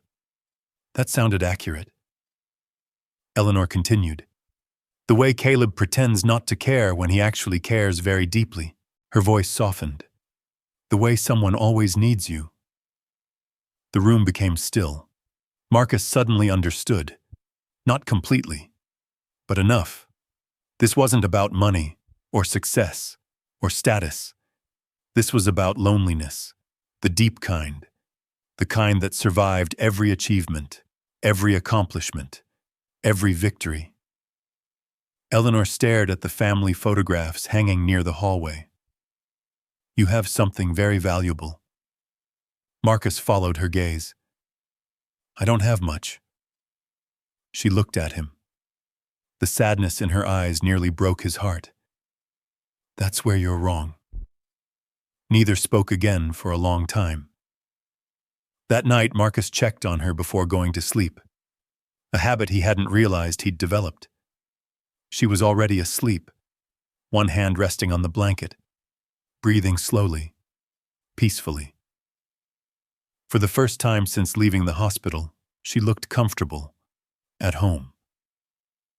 Marcus stood in the doorway for several seconds, watching, thinking, worrying, because despite the laughter, despite the takeout dinner, despite the warm apartment, something had changed.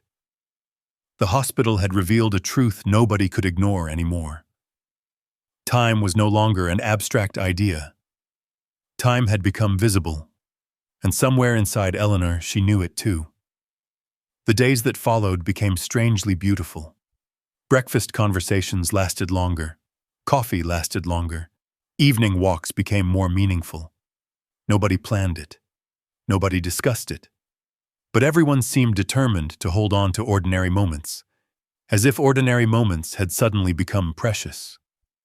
And then one quiet morning, only a week after leaving the hospital, time finally ran out.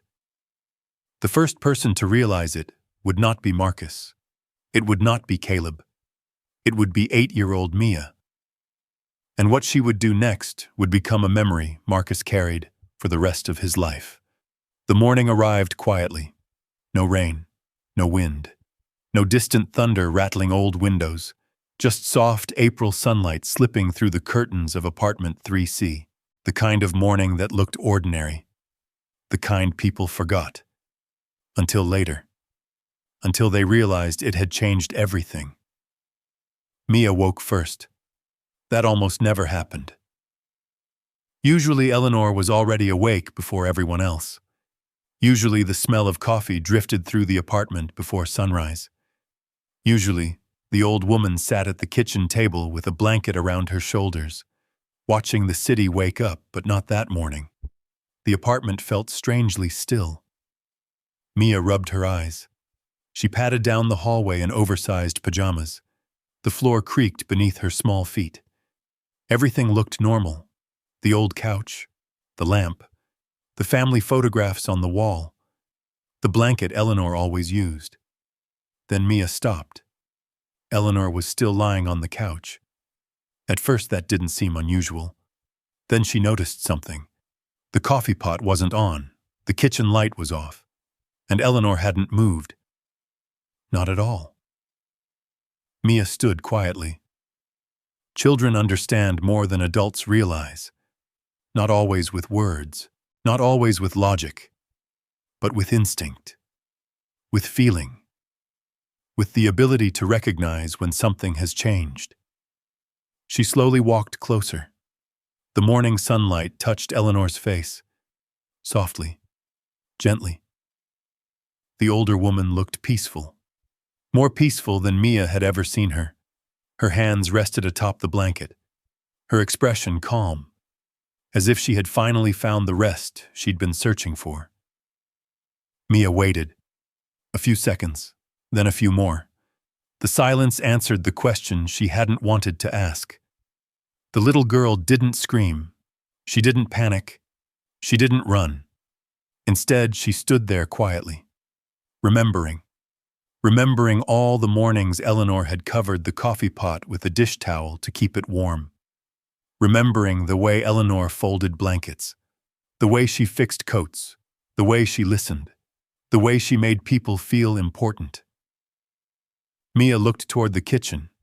The dish towel still hung from the oven handle, exactly where Eleanor always left it. The little girl walked over, removed it carefully, then returned to the couch. With gentle hands, she laid the towel across her folded hands, the same way someone might place flowers beside a photograph, not because anyone had taught her, because it felt right, because love often understands things before words do. When she finished, she stood there for a moment. Then she walked quietly down the hallway. Caleb's bedroom door stood slightly open. She pushed it wider. Her brother looked up from bed, still half asleep. "Mia?" The little girl stared at him, tears finally beginning to fill her eyes. Not falling, just waiting. "She's gone." Caleb froze. The words hung in the room, heavy, impossible. Then understanding arrived. Slowly, painfully. The boy climbed out of bed. Neither child spoke. Together they walked back into the living room. Together they stood beside the couch. And together they said goodbye in silence. When Marcus's phone rang at work, he knew something was wrong immediately. Parents develop that instinct. The call came too early, too unexpectedly. He stepped away from the loading dock, answered. Caleb's voice met him, trying very hard to sound grown-up, trying very hard not to break. "Dad." Marcus stopped moving. "What happened?" A pause. Then 3 words. "It's Eleanor." The world seemed to narrow. The warehouse disappeared. The noise disappeared. Everything disappeared except his son's voice. Marcus closed his eyes, because part of him already knew. Part of him had known since the hospital, known since the white card, known since the conversation beside the window, known since Eleanor looked at him and said she was tired. Still, knowing didn't make it easier. "I'll be home soon." He was already moving before he finished speaking, already heading toward the parking lot, already grabbing his keys. The drive back felt endless. Detroit rolled past in a blur of traffic lights and storefronts. Marcus barely noticed. His hands gripped the steering wheel. His mind replayed hundreds of memories. Coffee in the morning, conversations at dinner, Mia's laughter, Caleb's notebook, the old couch, the bus stop, the rain, a stranger, a friend, a family. 21 minutes later, he was climbing the stairs, taking them 2 at a time, his heart pounding, his breathing uneven. When he reached the apartment door, it was already open. Mrs. Gloria stood nearby, waiting. She didn't say anything, just placed a hand on his shoulder as he passed. Inside, the apartment felt impossibly quiet. The paramedics had already arrived. They moved respectfully, professionally, giving the family space. Marcus barely noticed them. His eyes found the couch immediately, found Eleanor, found the dish towel covering her hands, and then found Mia, sitting quietly beside her. Marcus dropped to his knees, pulled both children into his arms. For a long time, nobody spoke. The apartment remained silent except for soft crying. Not dramatic, not loud, just honest grief. The kind that comes when someone mattered. The paramedics eventually left. The apartment emptied. The morning continued. Sunlight crossed the floor. Cars passed outside. The city kept moving, as cities always do. Yet inside apartment 3C, time felt frozen. Hours later, after neighbors brought food and condolences, Marcus finally remembered the card. The white card. Charles Bennett, attorney at law. He found it exactly where he'd placed it, inside a kitchen drawer, waiting. His hands trembled slightly as he stared at the name. For several moments he simply held it. Because calling meant accepting reality. Calling meant acknowledging that Eleanor's story had reached its final page. Eventually, he dialed. The phone rang twice. Then a man's voice answered. Calm, precise, professional, Charles Bennett speaking. Marcus swallowed. My name is Marcus Reed. Silence. Brief. Measured. Then the attorney spoke. I've been expecting your call. Marcus froze. The words felt strange, as though events had already been set in motion long before he understood them. You knew, I knew this day would come. The lawyer's voice softened. Was it Eleanor? Yes. Another pause. Then Bennett continued. She made arrangements. Of course she had. Marcus almost smiled through the grief. Eleanor seemed incapable of leaving chaos behind. Even now, even after death, she was still taking care of details, still protecting people from burdens, still thinking ahead. The attorney spoke again. I'll handle everything. Marcus looked toward the couch, toward the blanket, toward the children sitting together. What happens now? A longer silence followed. Then Bennett answered carefully. Now we wait. For what? The estate process. Marcus frowned. Estate. The word felt oddly formal, oddly large. Eleanor didn't have much. The attorney didn't respond immediately, and somehow that silence said more than words.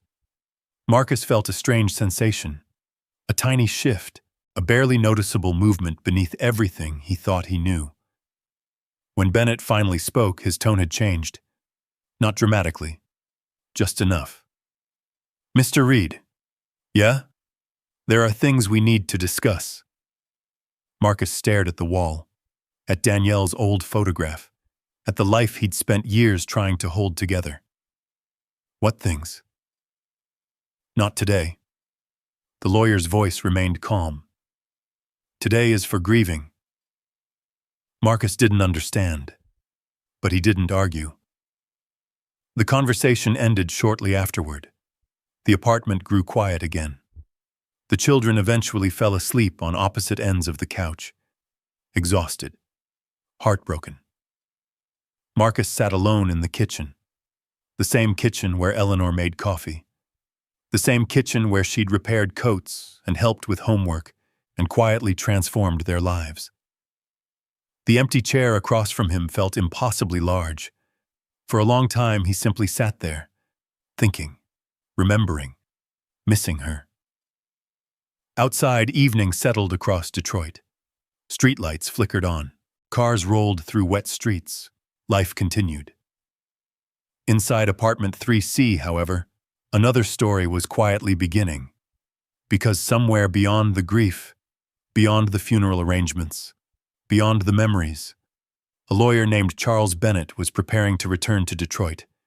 And when he finally knocked on Marcus Reed's door 2 months later, he would bring a truth so shocking that it would change everything Marcus thought he knew about Eleanor Whitmore forever. The 2 months after Eleanor's passing felt strangely ordinary. That was the hardest part. The world didn't stop. The rent still came due. The alarm still rang at 4:15 every morning. The warehouse still expected Marcus to show up. Children still needed breakfast. Laundry still needed folding. Homework still needed checking. Life continued, even when part of it was missing. Especially then. Marcus returned to work 3 days after Eleanor's death.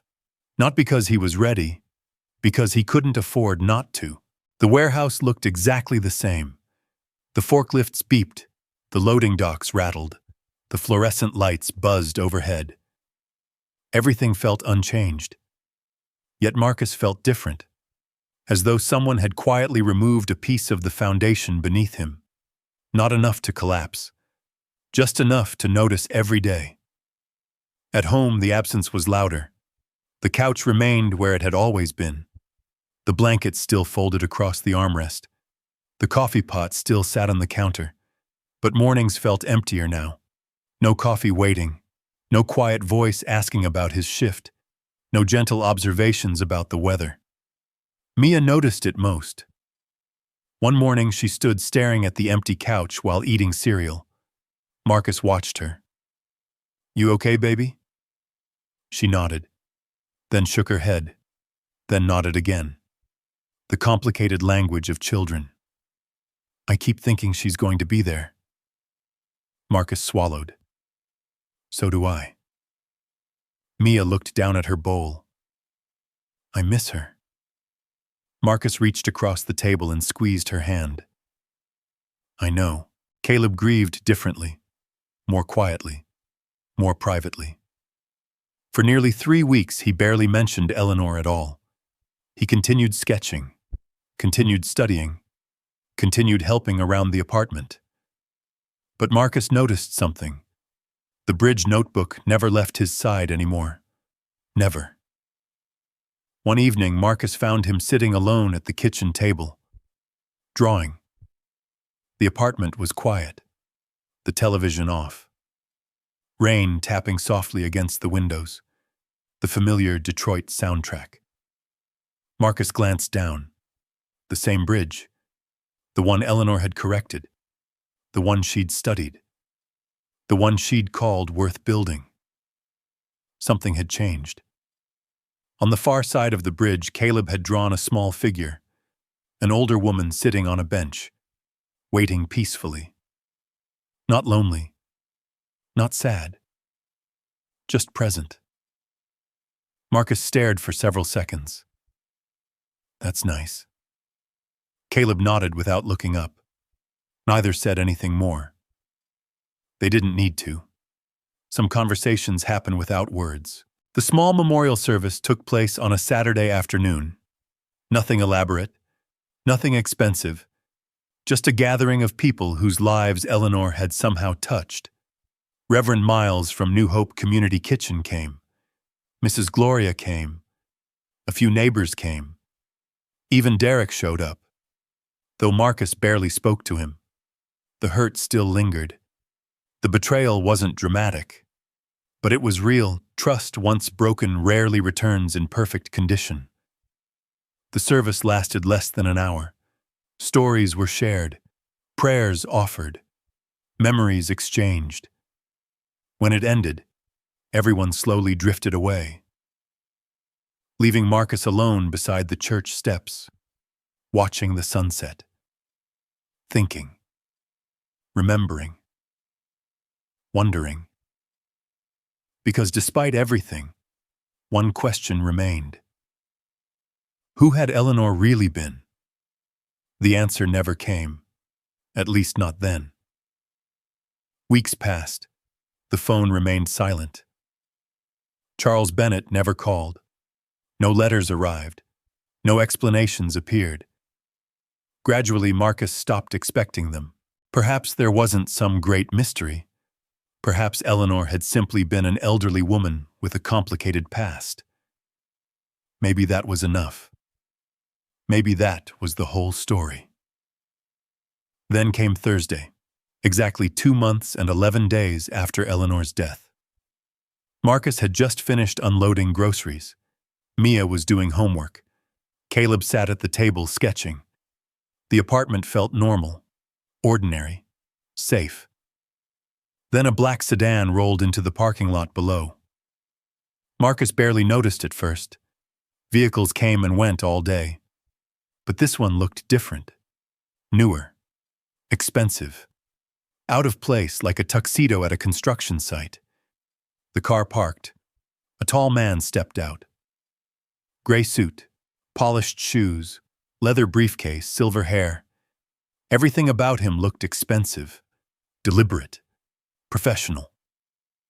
The man glanced toward the apartment building, then started walking. Marcus watched from the window. A strange feeling settled in his stomach. 5 minutes later came the knock. 3 precise taps. Not loud, not hesitant, confident.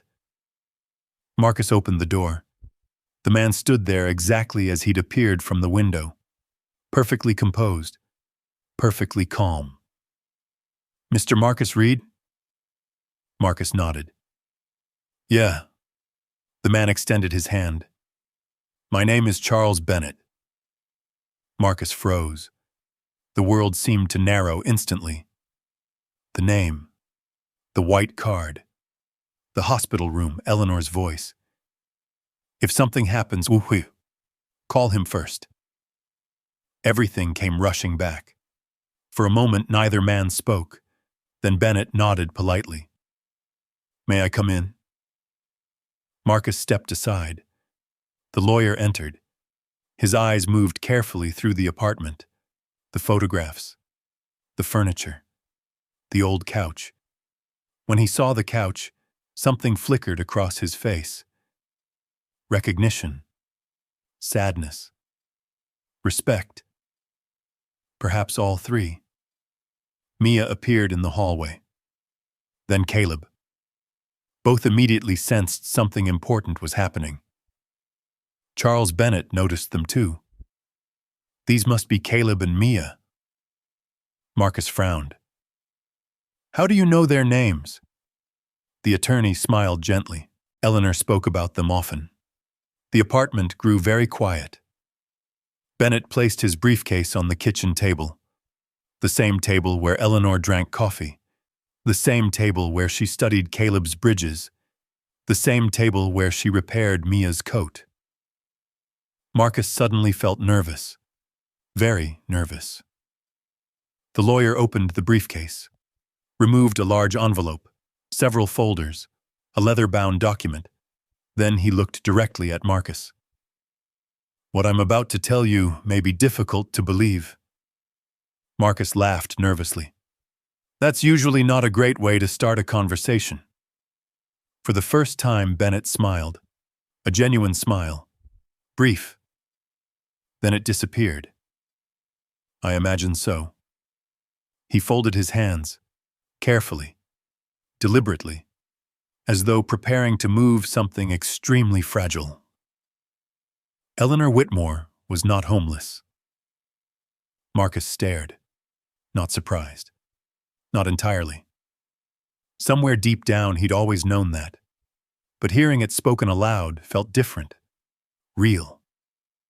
Okay. Bennett nodded. She was also not poor. Silence. Marcus felt Caleb stop drawing, felt Mia looking back and forth between them. The room seemed to shrink. "How not poor?" Marcus asked. The attorney held his gaze, then quietly answered, "Extremely." Marcus frowned. The word felt insufficient, vague, meaningless. Bennett continued. Eleanor Whitmore founded Whitmore Capital 43 years ago. The name hit Marcus immediately. Whitmore Capital. The logo, the television, the reaction, the clues. Every strange moment suddenly shifted into place. Marcus stared. No. Bennett nodded. Yes. The lawyer opened one of the folders. Photographs slid across the table. Magazine covers, Newspaper articles, corporate events, business awards. Images of a younger Eleanor, elegant, confident, standing beside governors, CEOs, public figures. Marcus couldn't speak. He simply stared. Because the woman in those photographs was unmistakably Eleanor, older now, but undeniably her.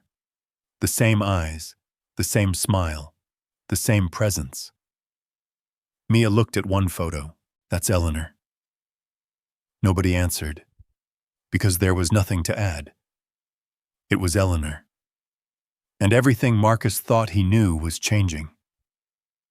Bennett took a slow breath, then delivered the sentence that would alter every remaining assumption.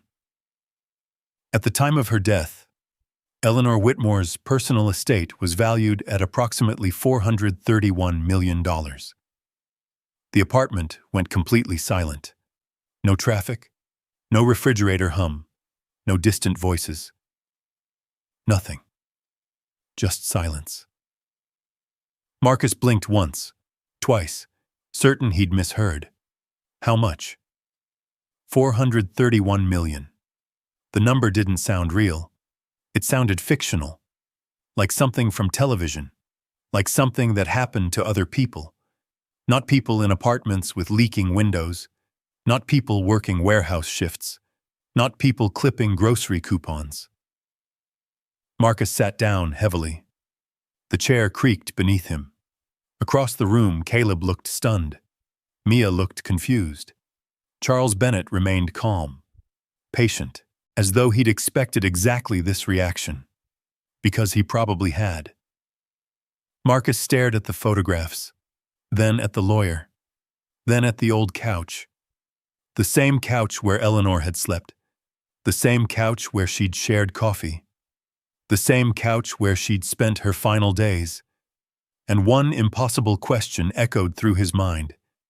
If Eleanor Whitmore was worth $431 million, why had she chosen to spend her last days here, in apartment 3C, with them?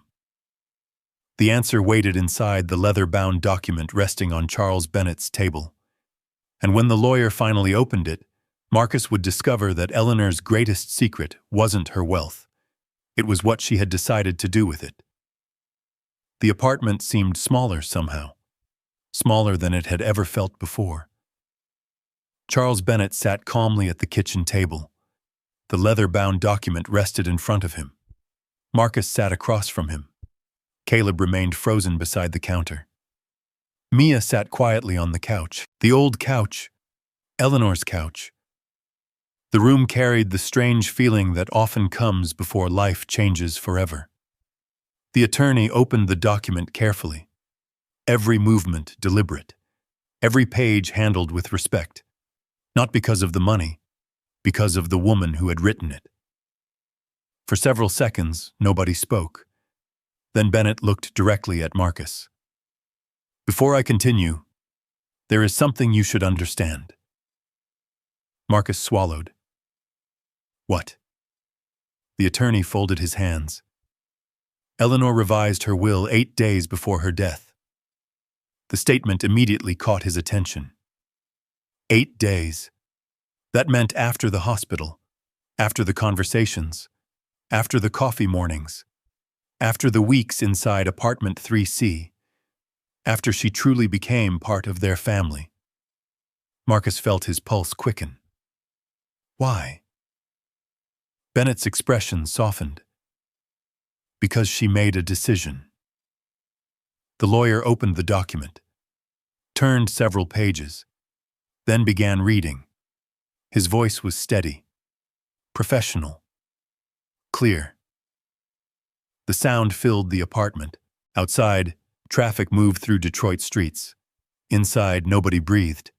The first pages covered legal matters, corporate holdings, investments, properties, numbers so large Marcus struggled to process them.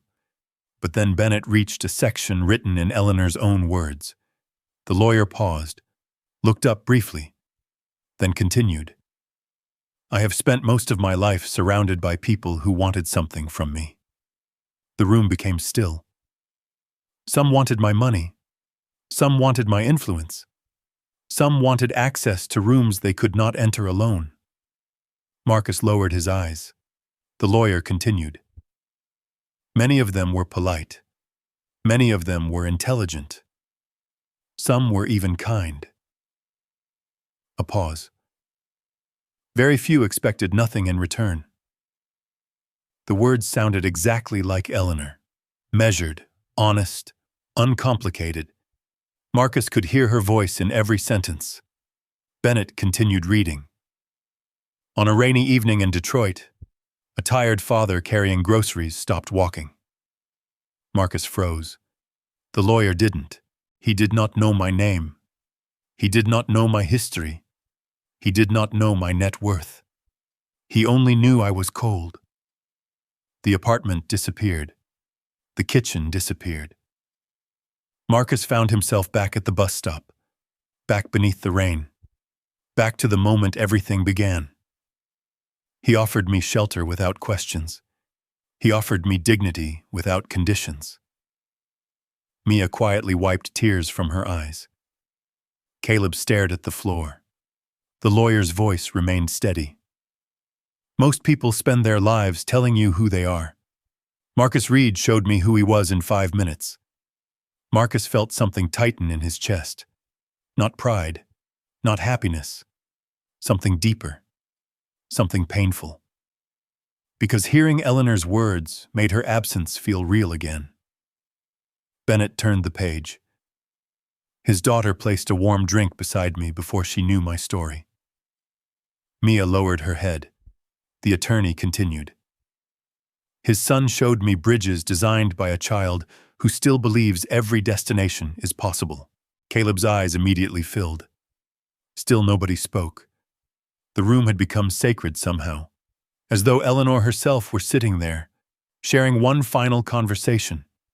Then came the next paragraph, the one that changed everything. Bennett took a breath, then read, I leave the majority of my estate to Marcus Reed, Caleb Reed, and Mia Reed. The words landed like thunder. Nobody moved. Nobody reacted. Not immediately. The sentence was simply too large, too impossible, too unreal. Marcus stared, certain he had misunderstood, certain there had to be more. The attorney continued. I do not leave it to them because they are poor. A pause. I leave it to them because they are rich in the one currency I spent my entire life searching for. Marcus felt tears burning behind his eyes. The lawyer kept reading. Family. Silence. Absolute silence. The refrigerator hummed softly. Cars passed outside. The world continued. Yet inside the apartment, everything had stopped. Marcus Reed gave me a home without asking what I could provide in return. His children reminded me that love still exists in its simplest form. For the first time in many years, I was not viewed as a businesswoman, an investment portfolio, a patient, or a burden. Marcus closed his eyes. Because that was true. All of it. He never asked who she was, never asked what she owned, never asked what she could offer. She had simply become Eleanor. Nothing more, nothing less. The lawyer continued. I leave this estate not as charity. I leave it as gratitude. Then came the final sentence, the sentence that broke everyone. Because in a small apartment in Detroit, I finally found the thing money could never buy. Bennett stopped reading. The room remained silent for a very long time. Marcus stared at the table, at the old wood grain, at his own hands, at the life he thought he understood. Nothing made sense anymore. $431 million, a number so large it felt fictional. A woman who had quietly eaten burgers at their kitchen table. A billionaire who slept on a worn-out couch. A fortune connected to a family that struggled to pay rent. The contrast felt impossible. Eventually, Marcus found his voice. Barely. Why? The attorney looked at him. Eleanor asked me that same question once. Marcus frowned. What did you tell her? Bennett smiled sadly. The truth. And what was that? The lawyer looked around the apartment, at the photographs, at the drawings on the refrigerator, at the old couch, then back at Marcus. I told her she spent 40 years building wealth. A pause. Then she spent 3 weeks discovering what wealth was for.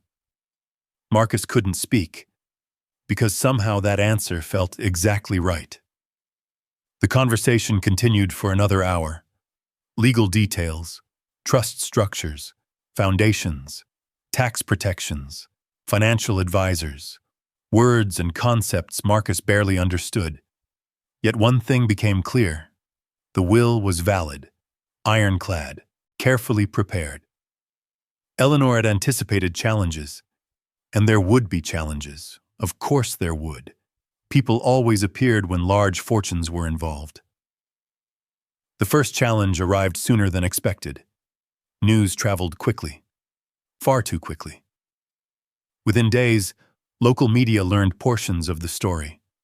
A wealthy recluse, a Detroit warehouse worker, a surprise inheritance. The story spread. Headlines appeared. Reporters called. Neighbors whispered. People who had ignored Marcus for years suddenly wanted conversations. Mr. Hanson, the landlord, appeared with unusual friendliness. Mrs. Gloria nearly chased him back downstairs. Derek showed up too, looking exhausted, ashamed, regretful. Marcus opened the door. Neither man spoke immediately. The friendship that once felt simple now felt complicated. Derek stared at the floor. I messed up. Marcus nodded. You did. I never meant for any of that to happen. Marcus believed him. That was the hardest part. Derek wasn't cruel, just careless. And sometimes careless damage lasted longer. The silence stretched. Finally, Derek looked up. I'm sorry. Marcus studied him. For a long time. Then slowly nodded. Not forgiveness. Not yet. But maybe the beginning of it. After Derek left, Marcus sat alone in the apartment. The documents still scattered across the table. The numbers still impossible. The future still unimaginable. Mia eventually climbed into his lap. Dad? Yeah? Are we rich now? Marcus laughed softly through tears. The question felt perfectly Mia. Perfectly simple. Perfectly impossible. I don't know. She thought about that, then asked, would Eleanor want us to be happy? That answer came easily. Yes. Mia smiled, then rested her head against his shoulder. And for the first time since the lawyer arrived, Marcus finally cried. Not because of the money, not because of the future, because Eleanor wasn't there to see any of it, because the person who changed their lives would never walk through the door again, because sometimes the greatest gifts arrive carrying grief beside them, and because Marcus knew one thing with absolute certainty: whatever he did next, whatever happened with the money, whatever opportunities appeared, he could not allow Eleanor's legacy to become just another fortune. It had to become something more, something that reflected the kindness that started everything. A decision was already beginning to form. And 1 year later, standing beneath a Detroit sky, Marcus Reed would finally understand exactly what Eleanor Whitmore had hoped he would do. The first 6 months after the inheritance were the hardest. Not because of the money, because of the attention. Money changed many things. One of them was visibility. For most of his life, Marcus had been invisible. A warehouse worker, a widowed father, A black man doing everything he could to keep his family afloat. People rarely noticed men like him. Now everybody noticed. Reporters called. Business consultants emailed. Investment firms sent invitations. Strangers offered advice. Distant relatives somehow appeared. People who had never remembered his birthday suddenly remembered his phone number. Marcus hated it. Not because the attention was cruel, because it was exhausting. Every conversation seemed to begin with the same thing. The money, always the money, never Eleanor, never the bus stop, never the old couch, never the kindness that started everything. Just the number. $431 million. Marcus quickly learned something Eleanor probably understood decades earlier. Large amounts of money attracted people, but very few of them cared about the person holding it. Thankfully, Charles Bennett remained involved. So did Augustina Harper. A financial advisor Eleanor had trusted for years. She was 60 years old, sharp, honest, impossible to impress. During their first meeting, she looked directly at Marcus and asked, "Who do you want to become?" Marcus blinked. "What? Everybody asks what you're going to do with the money." She folded her hands. "I'm asking who you're going to become." The question stayed with him. For days, then weeks, then months, because the answer wasn't simple. Marcus didn't want a mansion. He didn't want yachts, private jets, expensive watches. None of it interested him. The only thing he wanted was what he'd always wanted: security, stability, opportunity for his children, and maybe a chance to help people the way Eleanor had helped them. One evening, he sat at the kitchen table reviewing plans with Caleb. The apartment hadn't changed much. Not yet. They still lived there, still used the same furniture, still ate dinner together, still argued over homework. Caleb was now 13, taller, more confident. His bridge notebook remained close by. Always. Marcus glanced at one of the pages, then smiled.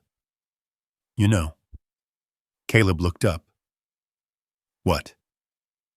"You were right." "About what?" Marcus pointed toward one of the bridge designs.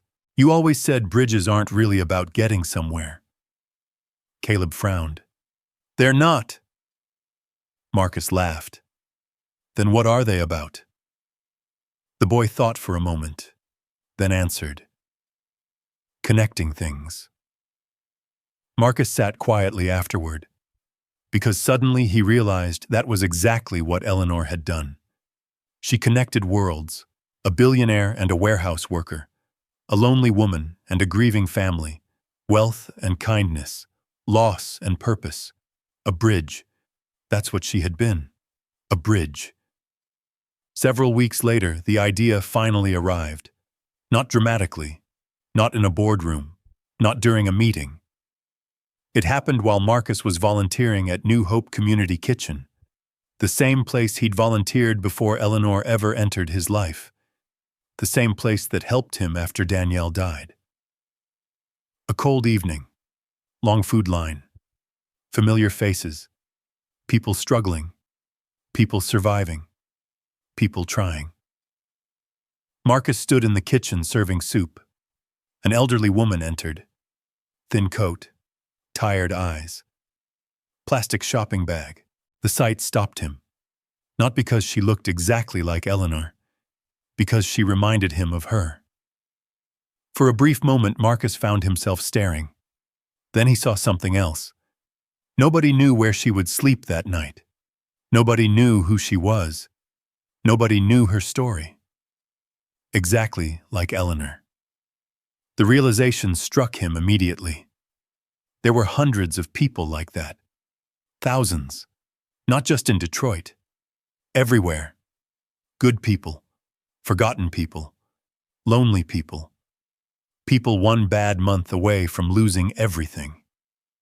The idea followed him home, then refused to leave. 3 months later, construction began. The building sat 3 miles from apartment 3C, an old brick property abandoned for years. Broken windows, cracked walls, peeling paint. Most developers wanted to tear it down. Marcus wanted to rebuild it. The project moved slowly, carefully, thoughtfully. He hired local workers, local contractors, local businesses. Every decision mattered. Every choice reflected something Eleanor taught him. Wealth wasn't meant to isolate. It was meant to build. 1 year after Eleanor's death, the project finally opened. The sign stood above the entrance. Simple, elegant. 2 words, Eleanor House. Marcus stared at the name for a long time that morning. The sky above Detroit glowed pale blue. Spring sunlight reflected from nearby buildings. Cars moved through city streets. Life continued, just as it always had. Yet this day felt different. People began arriving before noon. Families, volunteers, community leaders, teachers, former neighbors, even Mrs. Gloria. She cried the moment she saw the sign, then immediately denied it. Everyone ignored her. Inside the building were temporary apartments, job training classrooms, community kitchens, counseling offices, safe places for elderly residents, safe places for single parents, safe places for people who needed a second chance. Everything Marcus wished existed when Danielle died. Everything Eleanor would have loved. The opening ceremony remained small, exactly how Marcus wanted it. No celebrity appearances, no giant checks, no speeches about success. Just people. Real people. Real lives. Real stories. Caleb stood beside him, taller now, confident, holding the bridge notebook.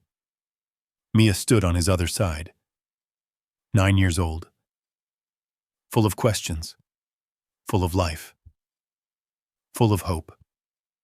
In her hands she carried a small cardboard box. Marcus recognized it immediately. The memory box. The one containing Eleanor's dish towel, her handwritten notes, small keepsakes, tiny pieces of a life. Mia opened it carefully, removed the dish towel, the same one she placed across Eleanor's hands, the same one Eleanor used every morning beside the coffee pot. Marcus felt emotion rising immediately. Mia looked up. "Can we keep it here?" He swallowed. "Why?" She smiled. "Because she belongs here too." There wasn't a person in the room whose eyes remained dry after that. They framed the towel, hung it inside the entrance. Nothing fancy, just a simple frame, a simple reminder. Sometimes the most important things aren't expensive. The afternoon passed quickly.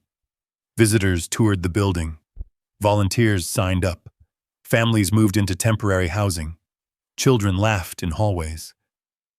Hope filled rooms that had once stood empty. As sunset approached, Marcus stepped outside, alone, for the first time all day. The air felt warm. The city glowed gold beneath the fading sunlight. He looked up at the sign. Eleanor House. A year earlier, he couldn't afford unexpected car repairs. A year earlier, he was carrying groceries through the rain. A year earlier, a stranger sat alone at a bus stop. Life changed fast. Yet somehow, the most important thing hadn't changed at all. Marcus still believed what he'd always believed. Kindness mattered. Not because it made people rich, not because it guaranteed rewards, because it was right. The front door opened behind him. Caleb stepped outside, holding the bridge notebook. "Dad?" Marcus smiled. "Yeah?" Caleb opened the notebook. Page 23. The bridge. Eleanor's bridge. The one she'd corrected months ago. Marcus stared. Something had changed. On the far side of the bridge stood the small figure of an older woman. The woman remained exactly where she'd always been, sitting peacefully, waiting, watching. But now something new appeared behind her. A building, warm lights, open doors, people entering, people leaving. A home.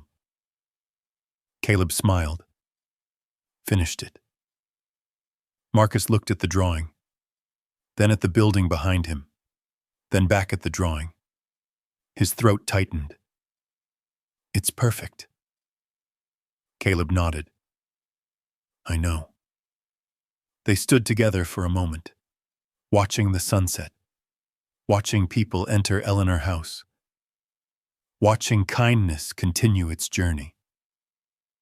Then Mia burst through the doors, running toward them. Dad! Marcus laughed. What now? She pointed toward the sky. Do you think Eleanor can see this? The question stopped him, exactly the way it had 1 year earlier.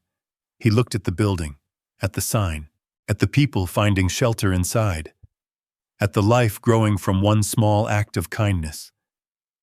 Then he smiled, a real smile, the kind that comes from gratitude, the kind that comes from understanding. Yeah, baby. His voice softened. I think she can. And as the evening light settled across Detroit, Marcus finally understood what Eleanor had been trying to leave behind. Not money, not buildings, not investments. A legacy. Proof that kindness survives. Proof that one act of compassion can echo through countless lives. Proof that sometimes the most important bridge you'll ever build begins with simply stopping to help a stranger in the rain. If this story touched your heart, leave a comment below and tell us what act of kindness changed your life. When Caleb finally finished the bridge Eleanor once admired, he drew a warm building waiting on the other side. A year earlier, it was only a sketch in a notebook. Now it was Eleanor House, filled with people finding hope because one tired father chose to stop walking and help a stranger. This story reminds us that some of the most important people in our lives arrive without introductions, titles, or explanations. The people who change everything don't always look important when we first meet them. Today, think about one person you usually pass without noticing: the elderly neighbor, the lonely coworker, the stranger sitting alone. Take 10 seconds and offer a simple conversation. Marcus didn't change Eleanor's life with money or power. He changed it by seeing her when everyone else looked away. Have you ever met someone who seemed ordinary at first, but ended up changing your life forever? Tell me in the comments below. And if this story spoke to you, comment 1 so I know it reached your heart. Stay with me because the next story begins with another ordinary moment that will lead to an outcome nobody saw coming.